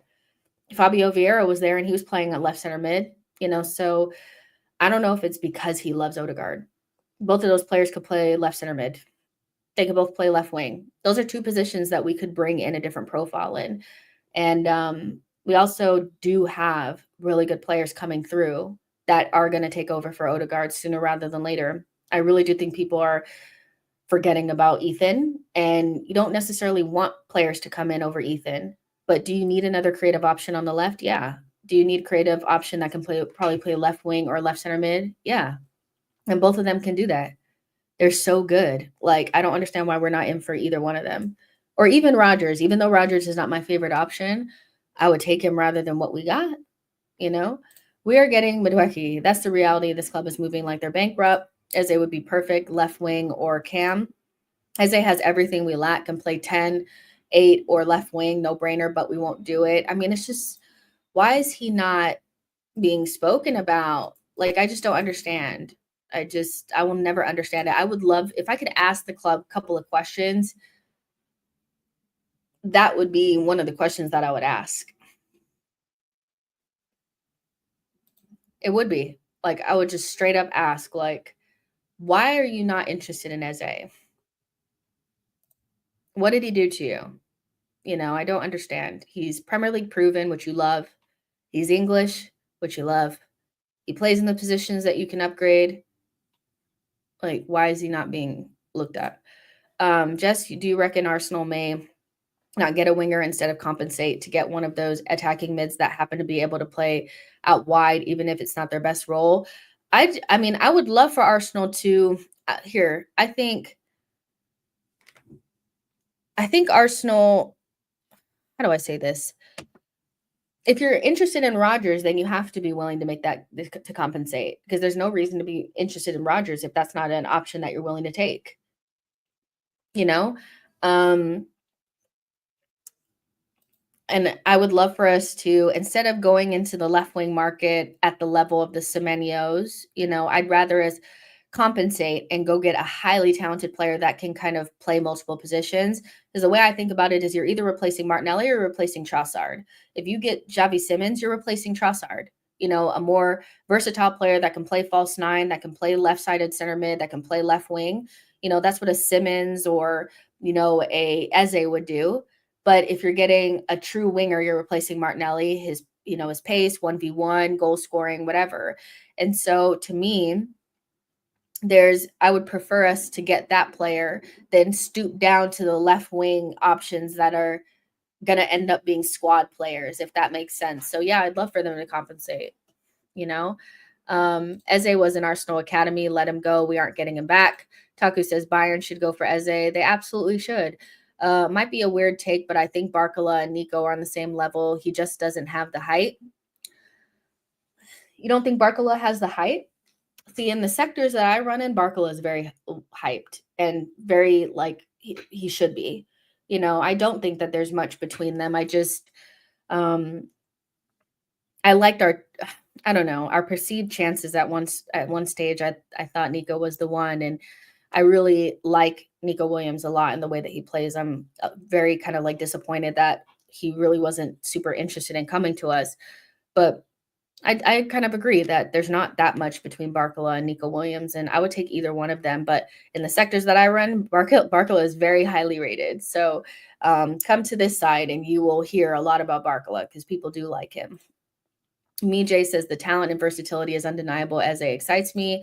I had the feeling Arsenal has made an inquiry on Eze and he's happy at Palace and they refuse to sell him. Let's see. Cypher says low key in Ndiaye as a squad player. That's an Emirates Wenger type baller. Who is that? I don't think I think I have seen him, but I don't know. Who does he play for? Let me look it up. Was he playing for Senegal the other day? But who does he play for? Is he the Everton guy? Yeah, that was him. I have to watch him a little bit more and see what you're saying. Because Senegal is very talented and they whooped England. They have a lot of talent. Yeah, I have to check him out. I have to check him out and look at him a little bit more. Name any players you want, but unless it is Rodrigo, I do not see anyone taking us to the next level. And by level, I mean real quality and threat to unlock tight defenses. Fair enough. Abdullah says Fabio Vieira is not a threat to Odegaard. I just feel like, what don't you guys understand about the fact that Arsenal are not going to bring in somebody to replace Odegaard when they have both Max Dowman and Wineri coming through? Do you guys not rate those players? Do you guys want to close the path for those players so that when they want to leave, you guys will be choking because they don't want to stay at Arsenal because they can't see a path through? Genuinely, the space for like a left-sided creative player is there, but you're so hyper-focused on getting Odegaard out of the team that you're not thinking straight. Odegaard doesn't need competition necessarily. He has it. It's coming. There's no way that Ethan is not going to be knocking on his door within the next 1 to 2 seasons. It's coming. I don't know why people are pretending like they don't rate Ethan all of a sudden. And Max Dowman is right behind him. If you bring in a player that threatens Odegaard, so you're talking about bringing in, a right-sided creative midfielder, you might as well kiss them goodbye. They're not sitting on our bench. They're not sitting at a place where they know Arsenal is not going to have space for them to come in and play those minutes. So I get it that you probably don't like Odegaard and you feel like the most important thing is to get him competition, but we quite literally need a starting left wing. We don't have any creativity in left center mid because your left center mids are Declan Rice, Kai Havertz, and Marino. But because you don't like Odegaard, that's more important to get somebody to compete with him than bringing in any sort of creativity on the left. What are your priorities like? Like, it doesn't make any sense. Ethan is going to take Odegaard's spot. He's going to. Like, I don't know. It's like he's really, really good. So either rate him or you don't. So you'd rather close up the path for him because you don't like Odegaard than get somebody on the left. Like, I don't get that. Jess, why are you streaming? I'm trying to watch Love Island. I'm going to watch Love Island after this. I have one UK episode and then like one USA one too that's coming on at 6. So I'm just filling up the time until then, Matis. Don't worry. I'm getting caught up. Both seasons are very juicy. Kevin says, what do you think about Kudus, Jess? I actually really like Kudus. I really wanted him when we first linked with him. I was, what you guys would say, gutted when we didn't get him. I thought he was the perfect attacker to bring in at that point. Because remember, at that point, we had just, challenged for the title for the first time. And we weren't necessarily wanting or looking for like starters because at that point we were really happy with our attack. I don't want to rewrite history. People were still really excited about Jesus. They were still really excited about Martinelli. And so it was just about backfilling with better attackers, and so we're looking at Xavi Simons and Kudus. And I was like, either one of them, but I really like Kudus because he was coming from Ajax, play multiple positions, and he wanted to come. He ended up not coming. Big mistake, in my opinion, because he could play false 9, so, even if you love Kai, Kudus could have done that job. He could also have stepped in for Saka. Like, there's plenty of things he could have done. And he ended up going to West Ham and absolutely smashing it. And at that point, it's hard to get him out of there because West Ham at that point felt like they were going to challenge us, for those top 4 positions or Europe, right? And so we were never going to get him out of there. And that's why I was saying this the other day, is that when players want to get to a top 4 side, don't try to use a team like West Ham as a lily pad because they won't let you go. West Ham are constantly want to compete with the top teams. They may not make it, but they're much less likely to sell you than an Ajax would, So like Paquetá could have stayed at Lille for one more year and probably got his move to Man City. He could, actually wasn't at Lille. He was at Lyon. Kudus could have stayed at Ajax for one more season and then got to, the top 4 side a year later. But they both decided to go to West Ham, and now they're kind of locked in there. And I think Kudus is kind of not lucky, but because they've nosedived, now they want to sell. But he, it's still going to be difficult because they still want close to the release clause, which is 85 million. So yeah, I really wanted him then. I know he had a down season, but I don't believe having a down season makes you a shit player. And somebody like him that can play on the right, but can also play attacking mid. He's somebody that, you could play him in attacking mid in the 10. You could play him in the 9. You could play him left center mid, and he gives you those kind of Morgan Rogers things, but he can also play on the right. He'd be so useful as that third attacker. I would love him at Arsenal. Now, will we get him? I don't know, but I was having this conversation earlier because I was saying that it doesn't make sense to give Chelsea 40 million for Madueke when Kudus is right there. And, somebody quote tweeted him. It was like, I don't know why Arsenal fans don't understand we're not getting Kudus for the money that you'd be spending. He needs to be a guaranteed starter. And I was like, we're the only club that thinks that way. Our fans have been indoctrinated into this idea that top clubs don't buy good players to rotate or create competition for other players. And I just don't really understand it but they were also the ones that were saying that they didn't understand why PSG wanted Kvaratskhelia because they had Barcola. That's how we think. We're like, well, that doesn't make sense. But of course it makes sense. PSG wanted to win things. So they want to make sure that they had another winger. So when we were playing them in the semifinal, they were bringing Barcola off the bench and we were bringing in Ben White. So from my position, it feels like a much better option to bring somebody who can bring competition to all the positions. So if you want competition for Odegaard, he can do that. If you want competition for left center mid, you could do that. If you want competition for right wing, he could do that. 9, everything. He can do all those positions, but he adds something different. He's a good ball progressor. He's an X factor. He scores goals that none of our players can score. And he's Premier League proven. So if you need that, he has all the things. Why would you get Madueke over that guy? Why would you get somebody who you know cannot compete with anybody in our team? Madueke is not competing with anyone in our team. He's not good enough. I mean, Chelsea fans fucking hate his guts. So no, we should not be giving Chelsea money so that they can walk over and get Kudus instead of us.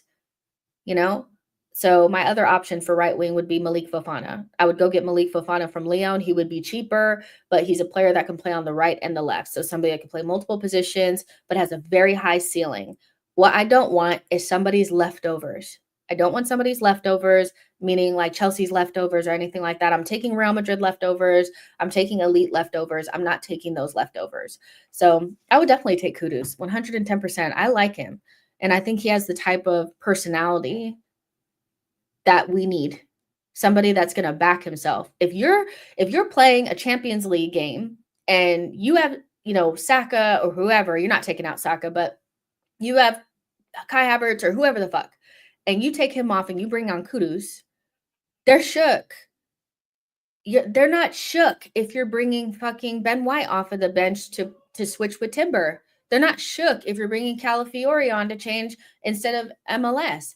They're not shook if you're changing your DMs, So you got to push the boat out a little bit for some of these players that maybe aren't guaranteed starters, but definitely would push the starters, He would be perfect. And Madueke just ain't got it.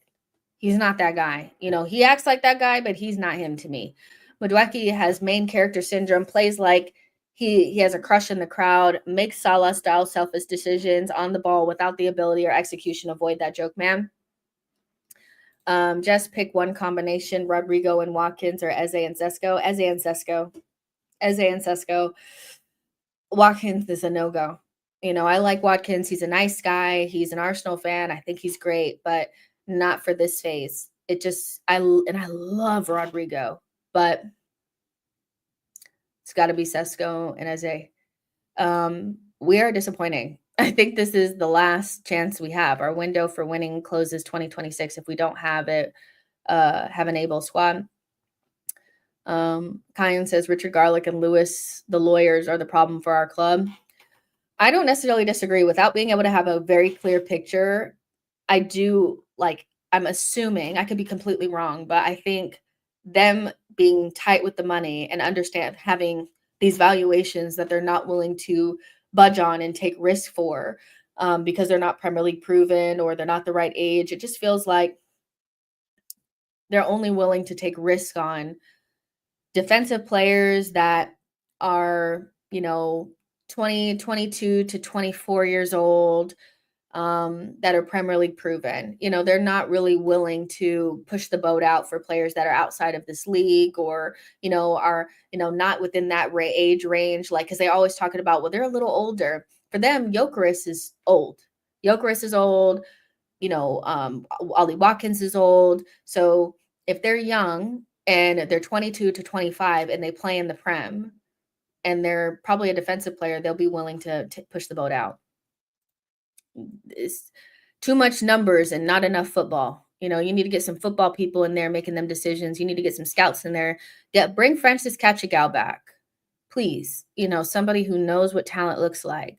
I wonder who you guys are going to scapegoat once Martinelli leaves.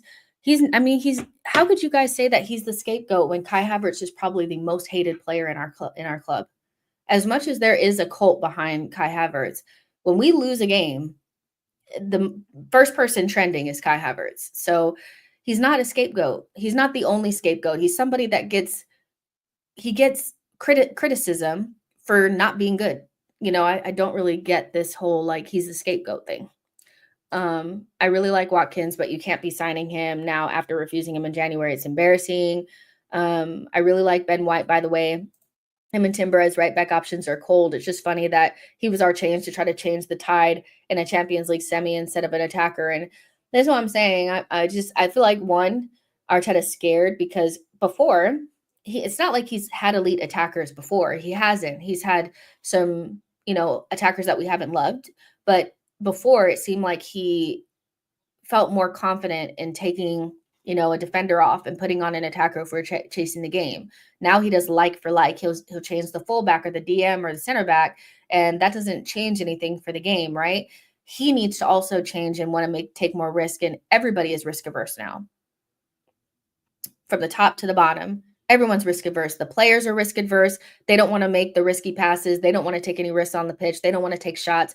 The manager is risk adverse. He doesn't want to play players in different positions. He doesn't want to take risks. He doesn't want to throw players forward. He doesn't want to do any of those types of things.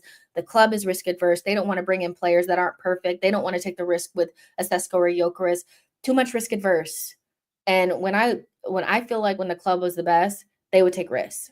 They sold an Anelka, and brought in an Henry, and I was looking back at it like Anelka, we sold him for 34 million euros. At that time, that was like 100 million fucking pounds. That's like the equivalent of 100 million pounds now. That's a huge risk to sell somebody like Anelka. We're out here doing madness. We're bringing in Barcelona Academy kids and slapping them in our midfield next to Vieira at 16. We're taking risk, boy. Like, that's what we were doing. That's who we were. Now we don't take risks. Everything is about, being scared, and I just don't like it. Just to let you know, it's risk adverse, not risk adverse, risk averse. It's not adverse. It's risk averse. I thought it was risk adverse. It's risk averse. Fairs. It's about being brave. That's what I mean. Exactly, Dio. But thanks for letting me know because I thought it was risk adverse. But maybe it is risk averse. Well, that's what I've been saying the whole time. I don't know what you guys are talking about. Lucas says, I just don't know why we aren't splashing the cash. We got so much and can sell a lot because we're risk averse. That's why.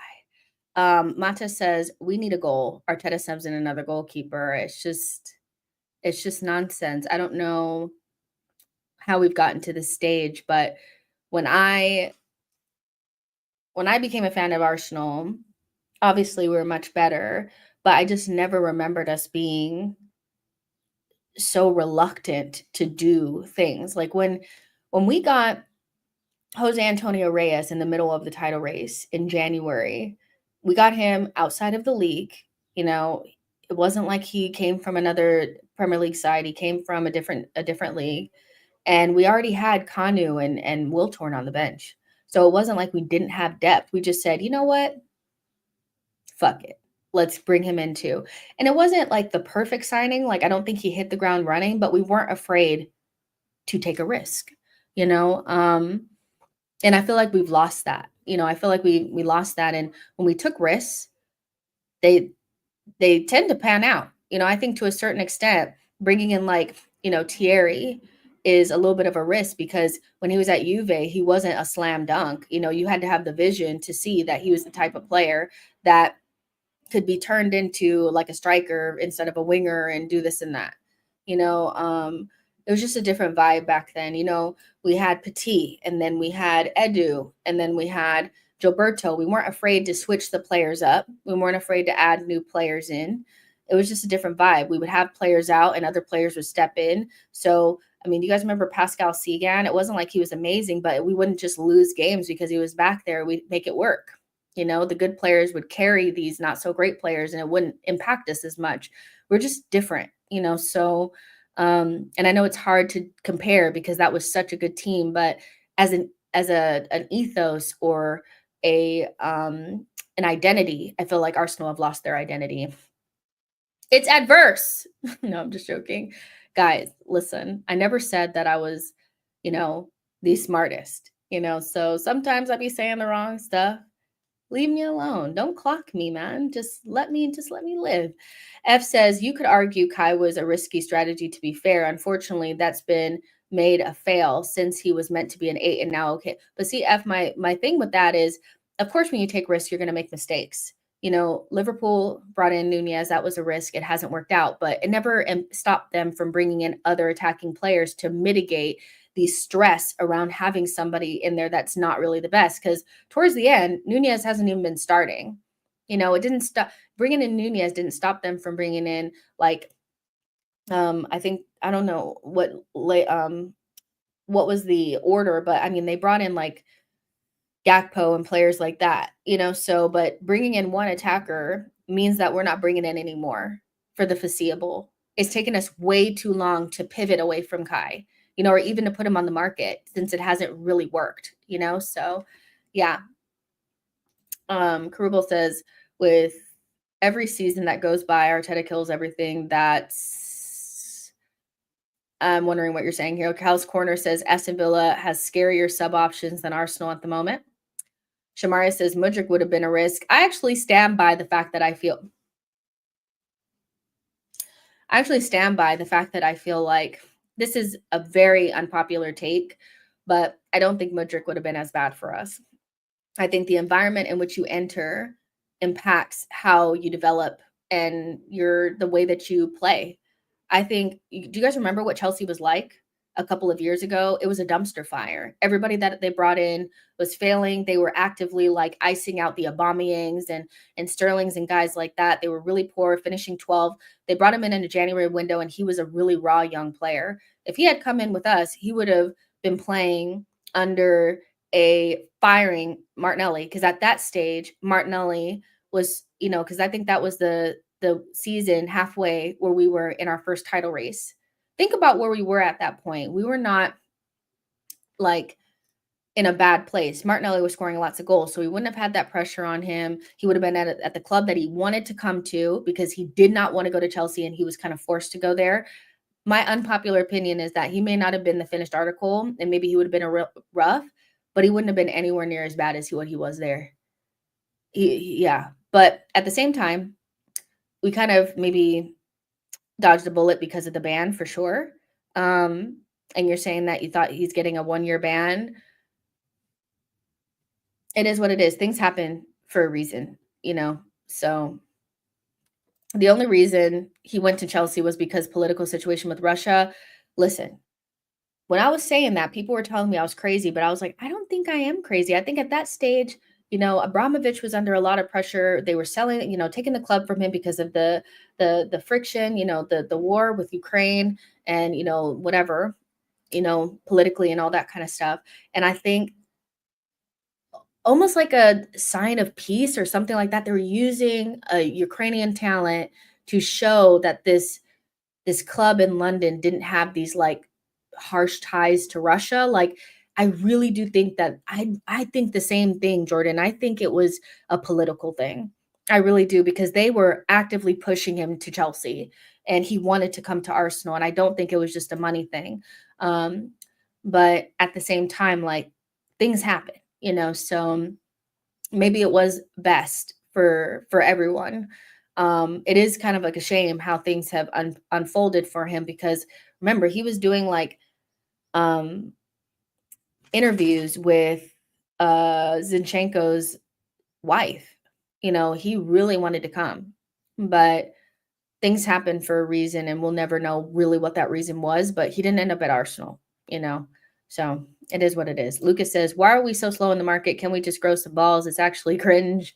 I mean, Gary Jacob is saying that Arsenal are really calm and, basically not to expect anything until July. July meaning things are going to start moving in July, and that will probably actually sign players in mid to late July, going into the season, or like moving towards where the season is going to start. So, yeah. Cypher says, never forget those lyrics he sang, though. Listen, I did see that. To be fair, or to be honest, I don't think he would have dropped if he dopped if he came to flopped, maybe. If he came to Arsenal, he would have been in a better mental state. That's how I think. I think where you land can impact how your whole career goes. I think that's why it's so important for, I think, players to make the right decision. This is why I didn't feel any type of way when Nipan was doing all those, like, doing all those kind of like, you know, a well-rounded evaluation of the clubs that he was visiting, because as a young player, if you land at the wrong place, it could set your career off in a spiral. It really can. So look at Anthony. Like, he was a bum at Manchester United. He was really good at Ajax and a bum at Manchester United. And then he went to Betis, and now he's in a much better space. So he's not actually a bad player. He just went to the wrong club. And that happens, and I don't know if it's just because there's a lot of pressure and upheaval at Chelsea and Man United, where when players come in, it's harder for them to adapt. But those two clubs tend to eat players up, swallow them, and spit them back out. And it's not necessarily that these players are just so bad. It's just they went to the wrong place. They're not that bad. Like, they really are not that terrible. Now, some of them are not good, but I think some people would have wanted to go somewhere else. Kind of like Salah, like when he was at Chelsea, he was not rated. Then he went to Roma and like whatever. And then he went to Liverpool. And then he was like, I think it's just acclimation, environment, all those things are variables. Vitinha, he didn't work out at Wolves. I just think it's best to be in a situation where you can get out and switch the narrative around you as quickly as possible, because if you fester, in a certain place, it could turn your whole career upside down. But yeah, but Mudryk is a sad case. But at the same time, he's not our player, so I'm not going to lose sleep over it. But I do think he would have been better for us.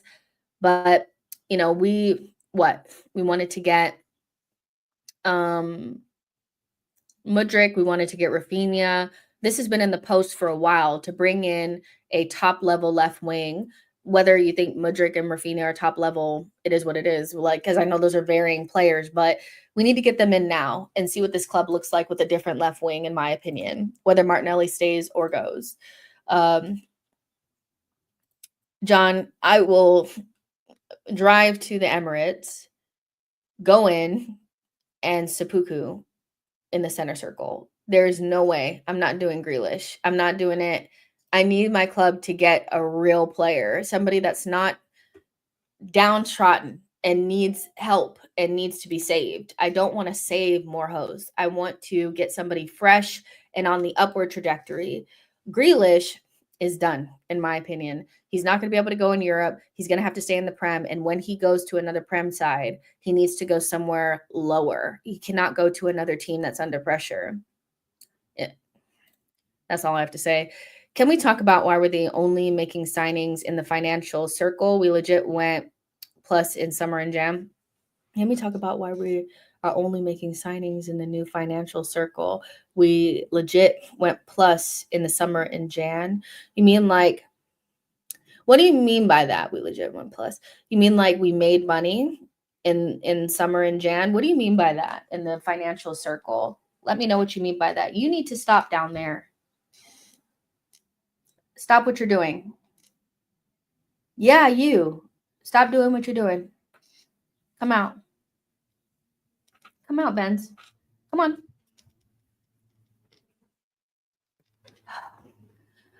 on. He meant cycle.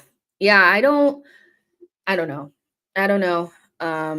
But we shall see if we start making signings in the new financial year, which is July, right? We'll see, because that's why they're saying everything is just going to expedite from there. So let's see. So yeah, but listen, hopefully we start to see some movement, especially on left wing, because it cannot just be Rodrigo or bust, because that guy is a tease, bro. Like, he's not coming. Or he doesn't feel like he's coming because he's not being pushed out. Um, so yeah.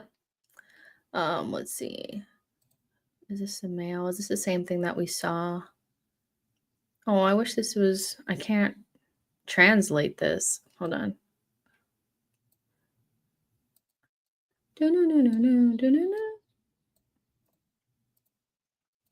Let's see if I can translate this little bit. It's in Arabic. I hate when sometimes it has the translate button and other times it doesn't. I don't think I can translate, but I think what it's saying is Madueke and are you serious? I think they're saying we have interest in Kudus and Madueke. Let's see. In Kedia and ESR, money was spent on Kala and Marino. This is how they moved in January in the previous window until they got Sterling, waiting into July. Let's see, because if they don't get anything this summer, they miss out on targets. It's going to get dark for them really quickly. I just don't think that they can afford to do that. I think they need to be so freaking for real and actually at least pretend like, they want to be a good team next season. Like, come on. They need to get these things done. So, yeah. Carlos Cuesta looks old as hell in his like reveal picture for Parma. It's like they're already stressing him out. My poor guy. Why did Klopp call Martinelli such a talent? Have we talked about this? Well, I think because like he was more fresh and Arteta him. I think Arteta does tend to strip our attackers of whatever makes them special. And whether I think Martinelli has the highest ceiling or not, I just think that he has a couple of things that when he's getting going and when he's on it, he's really, really good at. And a manager like Klopp could probably get the best out of Martinelli and hone those couple of things that he's really good at instead of almost highlighting the things that he's not good at by not putting him in positions that suit him, like putting him on the touchline. He is somebody that needs to be more central and in positions to finish.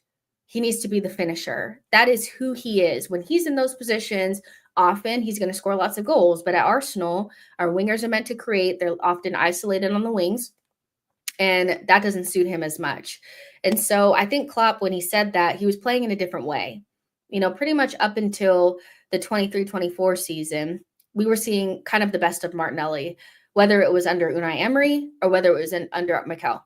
Because even the season prior, when, ESR played like the first half of the season and because Martinelli was injured and then he came into the next season or the next part of the season. And I remember we played Leeds. I know that they were like kind of destroyed by COVID, but Martinelli was really good in that game and came in and scored like a couple of goals. I remember against Watford, he scored a goal that was really good.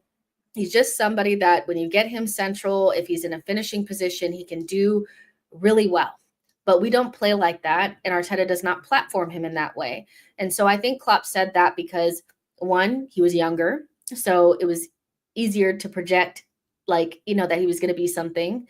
And two, he was being seen in a light that was more, that shown him in a better way than the way that we play now. So, and he's also had more injuries since then, so it's just, it was a different time, but Klopp was probably thinking how he would use him, and Klopp would just put him in positions to score goals. He'd probably be a 9 under Klopp. So yeah. What are you doing?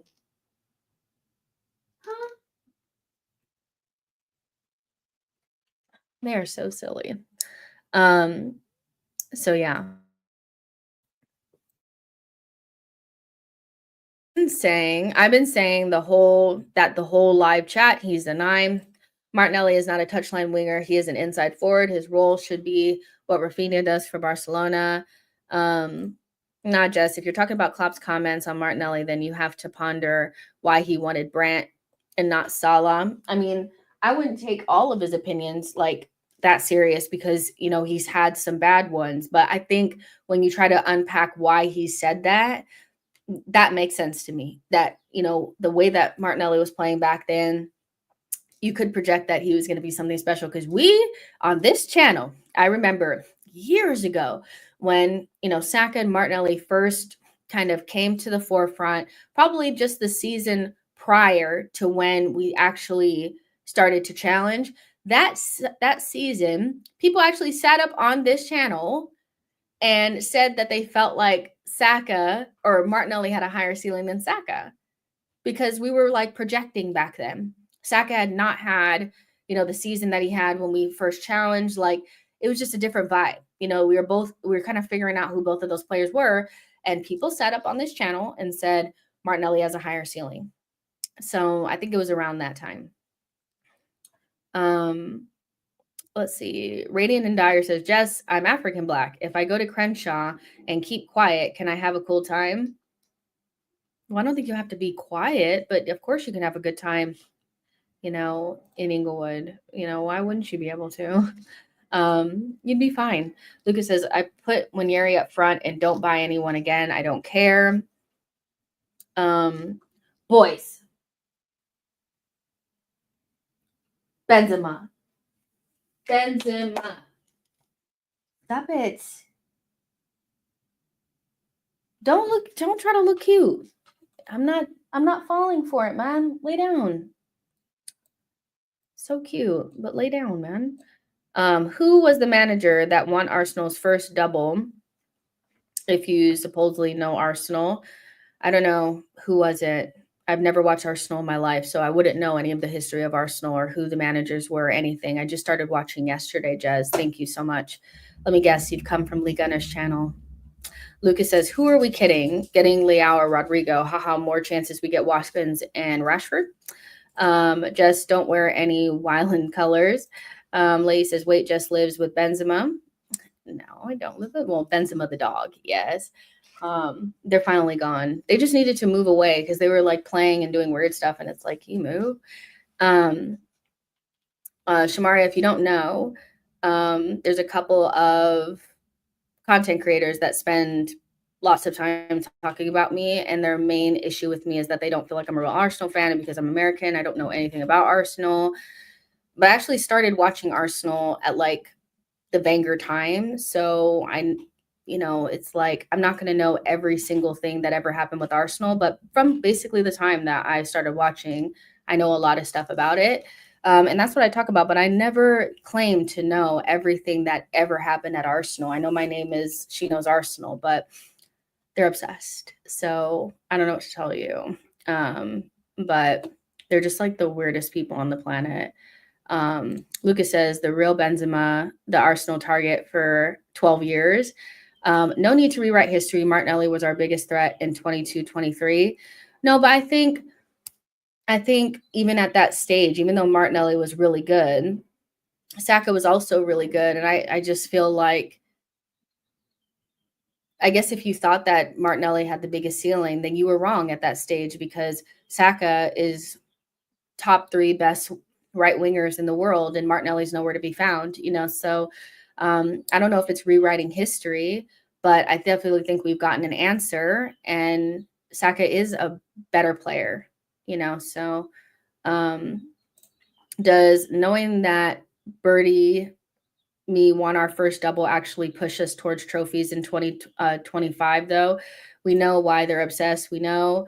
I always see him making those comments. I mean, it's people come into my comment section, they're like, who won the first FA Cup in the and I'm just like, is that going to stop me from making my channel? Like, I don't know what to tell you guys. I'm going to have a channel and have a platform no matter like what you guys say. And in fact, every time that you guys comment, YouTube pushes out my content more. So you're only going to see me more if you come on my channel and comment. So it's almost like the dumbest thing you can do. If you want to chase me off of the platform, which you can never do, you want to stop people from watching me. But when you talk about me, more people want to watch. Do you not understand how content works? If you don't know, now you know. That's why I don't worry when my content gets bad comments, because I know the more that people comment and talk about me, the more it pushes my shit out, which means the more money I make.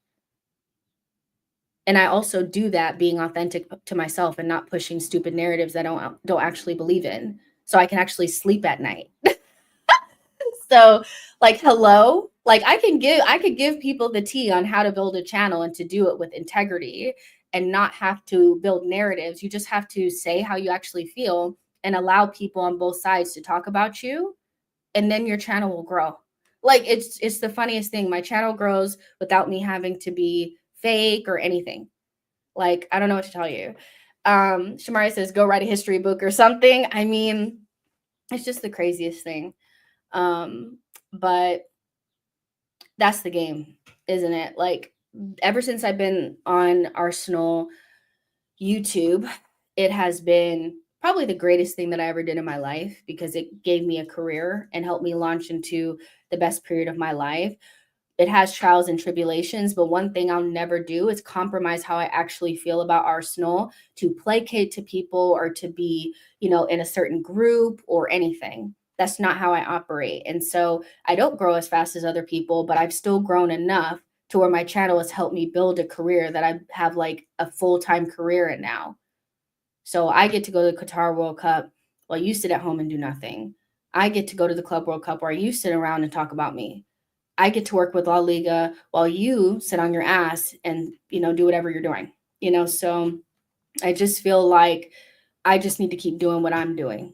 I don't need to do anything that anybody else is doing, and if you want to talk about me, you're more than well, do whatever you want to do. I'm not going to stop you because it just helps me, so strange. People don't understand how the internet works. Jess, which positions do you realistically think we will fill this summer? Striker. We'll get a winger. We'll get a winger. We'll get a striker. We've already got a goalkeeper and a midfielder, and I think we'll get a defender. I'm pretty sure we'll get a defender because this is Mikel. I hope we get a cheap defender though. Like, I'm not really into spending the 50 million on a defender unless that money is set aside and it's not going to affect anything else. Let's see. Jordan says, do you still get offers to work with mainstream media outlets? I mean, I don't work with like mainstream. Like, I'm not a Sky Sports person or anything like that, or ESPN. And I don't necessarily like strive to work with those people. I've been in studios before and it's okay, but I'm a content creator. And so I like to create content. And so I actually enjoy working with like Premier League and La Liga because you get to be more creative and I get to put my opinions out there. The closer you get to mainstream, the more you have to curb how you actually feel. And that doesn't feel natural to me. I could work with other people. I could go and try to get jobs with ESPN or something like that. But I prefer working with smaller groups and creative agencies and stuff like that because they give me opportunities to be creative. And that's all I really want to do, and give my actual opinions and not feel like I need to hold back. I had one job that I did where I was doing studio work and it just wasn't me. That's just not who I am. And I thought I wanted to do those things and I realized I didn't. Nico or Rodrigo. Rodrigo now, because we can't get Nico Williams, but those were my two first options when we first started out. And I actually really like both, and it was hard for me to choose between the two. I thought Rodrigo was a better natural fit, but Rodrigo lifted the level more. So yeah, but now it's just Rodrigo or bust, I guess. Rashford, Nunez, Watkins, Nani, and Adam Morton. Now I have a lot of stocks in Adam Morton. So if we get Adam Morton, your girl is going to be happy. There's no way like I would turn down Adam Morton, even if he was like, he is going to go for 100 million. Like, he's going to go for 100 million, but I feel like he's going to be worth it. He's such a good player. But Rashford, and who is Nunez? If you're talking about Darwin Nunez, drop me out, because I don't want to be a part of that, but Adam Morton, you're more than welcome to be an Arsenal player, my friend. Not hard for me at all. Rodrigo all the way. Bracing myself for a Rashford level player, that would be dark. Very, very dark. Cypher says, just found your channel today, watched the keep sell video, subbed and saw you were live, and I'm here now. Big up to you. Thank you. I really appreciate it. We have fun over here most of the time, and I think we try to bring some sort of levity to some of the somber, kind of solemn Arsenal chat. it's hard because obviously it feels like there's not a lot to have fun with, but the community is really great and we find a way to have a good time. Just avoid Dio. Dio is probably the biggest cynic in the chat. He's not the nicest. No, I'm just joking. Dio is great. Krubel says Saka is obviously a better creator. Martinelli has all the attributes to be an elite inside forward. He should leave this manager and fan base. What do you mean he has all the attributes to be an elite inside forward? Who is an elite inside forward right now, in your opinion? An elite inside forward? Because when I think of like an elite forward, just in general, I'm thinking of somebody that has good footballing IQ. Let's start there. Somebody that makes the right decisions almost all the time. Some sort of unique, uncoachable physical attributes. So pace, power, balance, something. Somebody who's a good ball striker. I think the best elite wingers, like the, Kvaratskhelia and those time, have really, really good ball striking.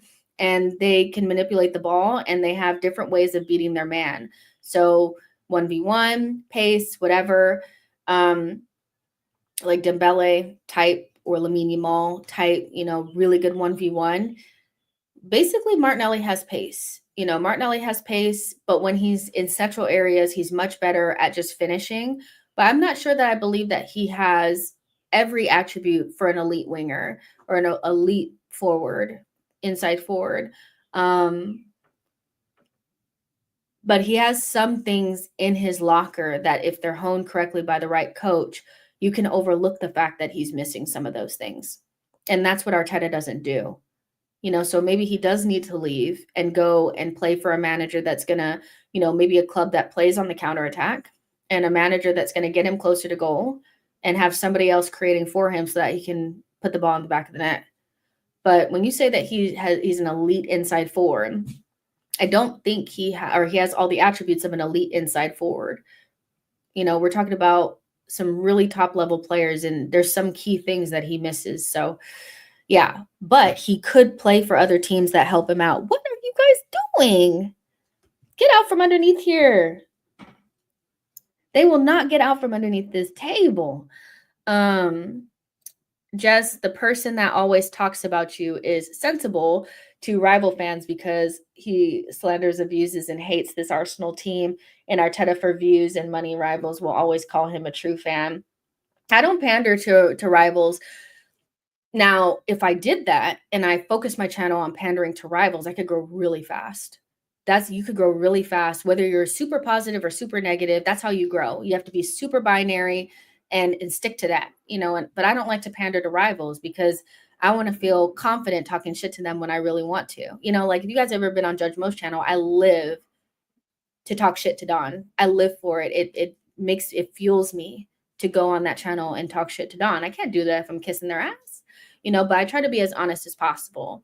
But listen, everybody grows their channels and do the things that they want to do in their own way. And you're more than welcome to do it that way. But don't talk shit about me because I don't hate the team. I'm not going to hate the team. And I love these players. I love these players. Okay, we're not calling people the R word. You're out of here. But I just don't feel like I need to do those things. And if you don't like what I do, you don't have to be here. I'm just don't feel like having to pretend like I think things that I don't think. It's too hard to have to do that. It makes you sick, Tashego says Rafinha, Marmoush are the only elite. Everyone else is somewhat on Martinelli's level. I hope Martinelli leaves, partly so everyone who says he'll thrive elsewhere will see him be the exact same guy, maybe marginally better. Semenyo, Sesko, Zubi, Hato, and Kepa, you happy with that window? The left wing is giving, we gave up,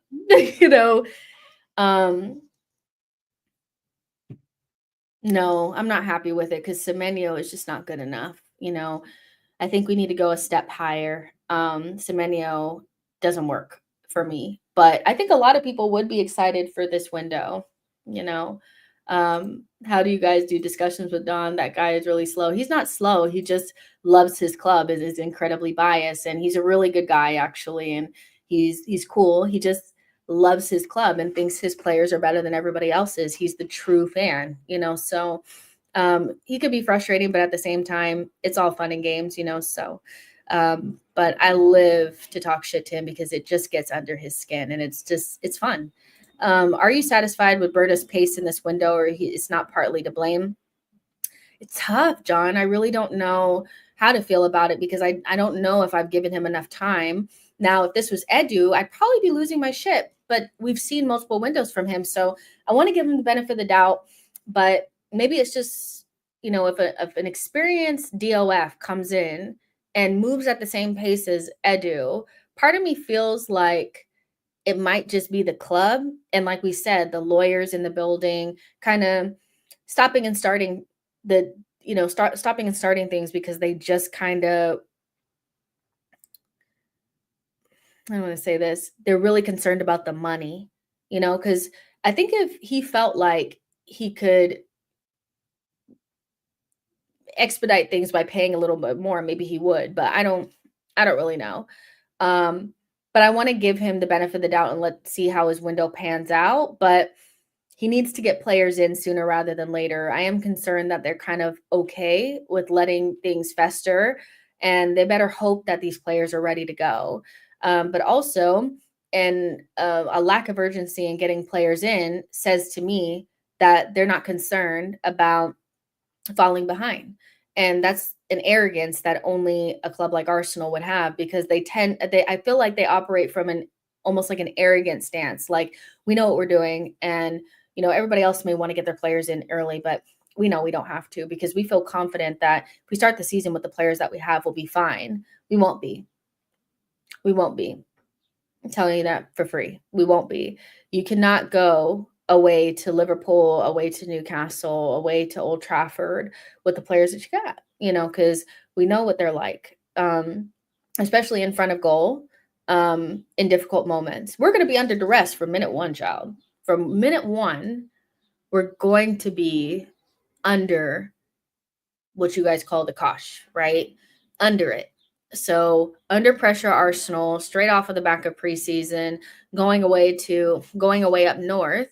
It's not, you want to give those players the best chance of being successful by bringing in players that are going to lift the team and give them the type of confidence that they need to do these games. And it's not like I think they go to the Etihad scared or they go to Anfield scared, but they go understaffed or underprepared. They go without the necessary firepower to actually win. They're kind of like a group of soldiers with knives going to a gunfight. They're not scared, but they don't have enough. So they really do need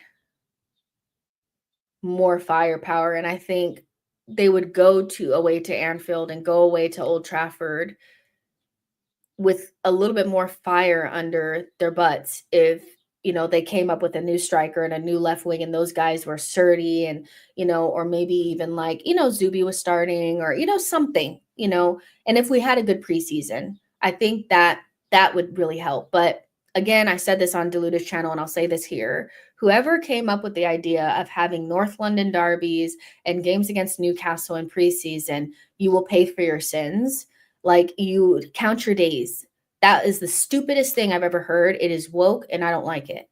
It's just, in preseason, you're just supposed to be building up fitness and gaining confidence. You don't need to go into a game in Asia against people that are going to be needing to prove a point. New manager, Thomas Frank coming in, those players are going to be wanting to show that they're the guy against Arsenal in front of their big, because Spurs have a big Asian fan base. I'm not trying to go, we're going to be trying to play a friendly, and they're going to be trying to break ankles. There was a summer where we played Chelsea and Everton in preseason, and Ruben Loftus-Cheek flew through Thomas Partey's ankle and injured him in preseason because he was trying to impress Thomas Tuchel, because he wasn't sure he was going to get playing time. He was desperate, and Thomas was out for like almost the entire season off of that ankle injury. Who decided that we're supposed to be playing Singapore All-Stars? Like, we're supposed to be playing teams that we ain't ever heard of before. Who made this shit up? I'm so tired of preseason being big games. It really shouldn't be. Because who doesn't do this? Man City. Man City don't do this. Liverpool also never really traditionally did this on their clock. They would play Salzburg, They would play Salzburg and shit and like random German teams. Where we got this idea that we need to play rivals in preseason, it's just dark. And I'm just not looking forward to, you know, fail comps, after we played Newcastle in preseason. Like, hello? The fact that fans stayed up for the MLS All-Star skill challenge to make fail comps of Kai Havertz was like, this is dark. Like, we really shouldn't be doing this. Like, who thought of this? Whoever thought of this, you will perish. You will pay for your sins. I'm telling you right now, I'm hunting you down. Count your days. This is a terrible idea.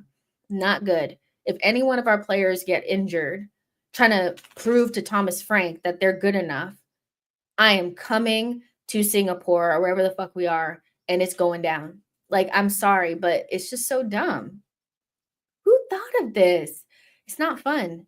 I want to play nobodies in preseason or teams that we don't really play. Like, AC Milan is fine. When we played Bayer Leverkusen, that was fine. But rivals? North London Derby? Hello? Like, who thought of it? Like I said, you'll pay for your sins. Why is no one talking about Eze? He's a baller. I don't know. I talk about him all the time. I don't know why we're not linked. I don't know why nobody's linked. But that's a player that a lot of teams could use, including us. With all due respect, Prem clubs whore themselves out for Asian and North American fans because they are a huge market. Do you understand that I would go to Arsenal preseason game against a random MLS team? Shit, go Orange County SC. I don't care. I don't care who you play. I'm going to see Arsenal regardless. I don't need to see you against teams that we play in the league. And most fans would be like that. We are desperate to see Arsenal play in the United States. We would watch you play anyone, and we would be there. I just feel like there's an element of risk to playing rivals because the expectation in preseason, you get stupid players doing stupid shit, and like I said, with Ruben Loftus-Cheek, he didn't have any reason to make that tackle, but he flew through. And at that stage, Thomas was our only like good DM. So there wasn't like a Jorginho where you could move a Rice. There wasn't. It impacted our season badly, because we had to start off the season with like El Neni playing in the DM or something else. We were like, had to, move things around two weeks before the season started. It was just nonsense. I just think it's dumb. Do you really want Romero sliding through Saka's ankle? Because he's not very bright. He's not very smart. So, he's going to... Don't do it anymore. Play Singapore All-Stars. Like, that's what I'm looking forward to in preseason. All I want to see is fitness, players playing with a smile on their face, and them looking sharp. I don't need to see them playing rivals in preseason. Too risky. 2 Premier League teams in preseason doesn't make sense. Wasn't that the season Arteta almost got fired? It might have been. It was whenever Tuchel came in, because I remember, how players get when new managers come in. They feel like they have to fight for their spot. And, Ruben Loftus-Cheek was always like on the edges of the Chelsea squad. So he was desperate.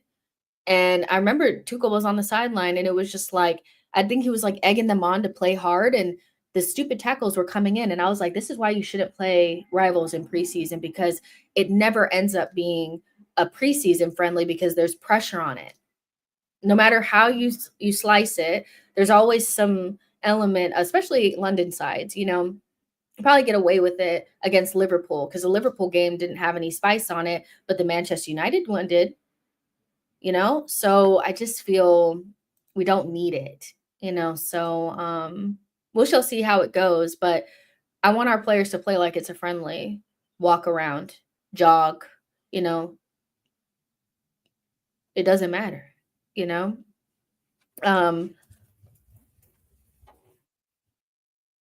they go. I won't be there when Bruno G lands a phenomenal forearm directly into Odegaard's head. Listen, this is what I'm saying. Newcastle is one of the dirtiest teams that you can play against, and we're going to be playing them in preseason. They're going to be trying to make a point. We took out Euro. Hincapié, Hato, Mascara. What one would you sign?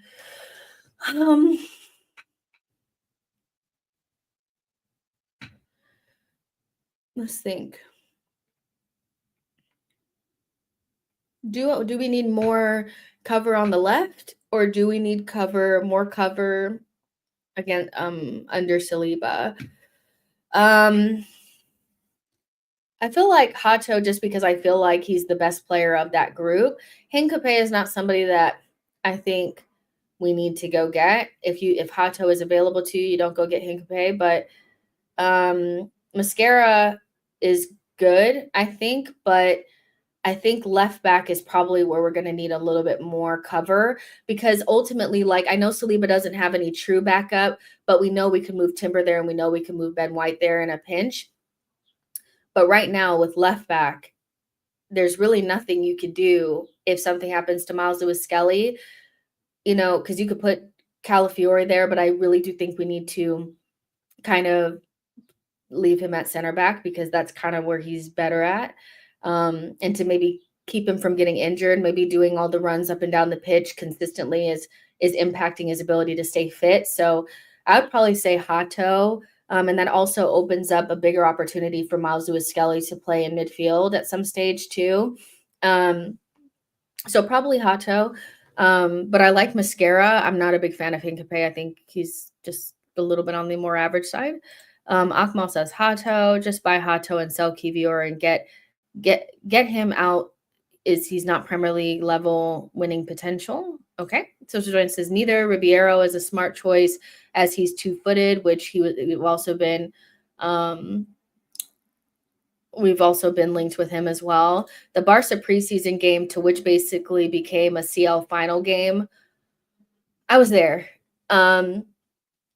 And Arujo, or whatever his name is, was like, I don't know why he was so fired up. I'm like, bro, calm down. Like, but anytime you play like big teams against each other, or like, it just gets weird. There's always like an element of like, calm down, So again, Singapore All-Stars, or play like, I don't mind playing like a Juventus, which we have like no real beef with, AC Milan, that's fine. But Bayer Leverkusen was fine. But let's stay away from, Bayern, Barca, Liverpool, Man United, Spurs, Chelsea, Newcastle. Like, we don't need to be doing that, but I know they're trying to make money. Drove from Florida to North Carolina to see us play Fiorentina, I don't know. Americans are dedicated. When they support something. This is when people were saying that, America doesn't care about football. I'm like, they do. Like, the World Cup is going to bang. Like, I'm telling you right now, those stadiums will not be empty. And people are going to travel to see their team play. It's the World Cup, let's be honest. But when people were like looking at the Chelsea game and they were like, it's empty in the Mercedes-Benz Stadium, I was like, one, it's 3 p.m. and two, it's Chelsea. The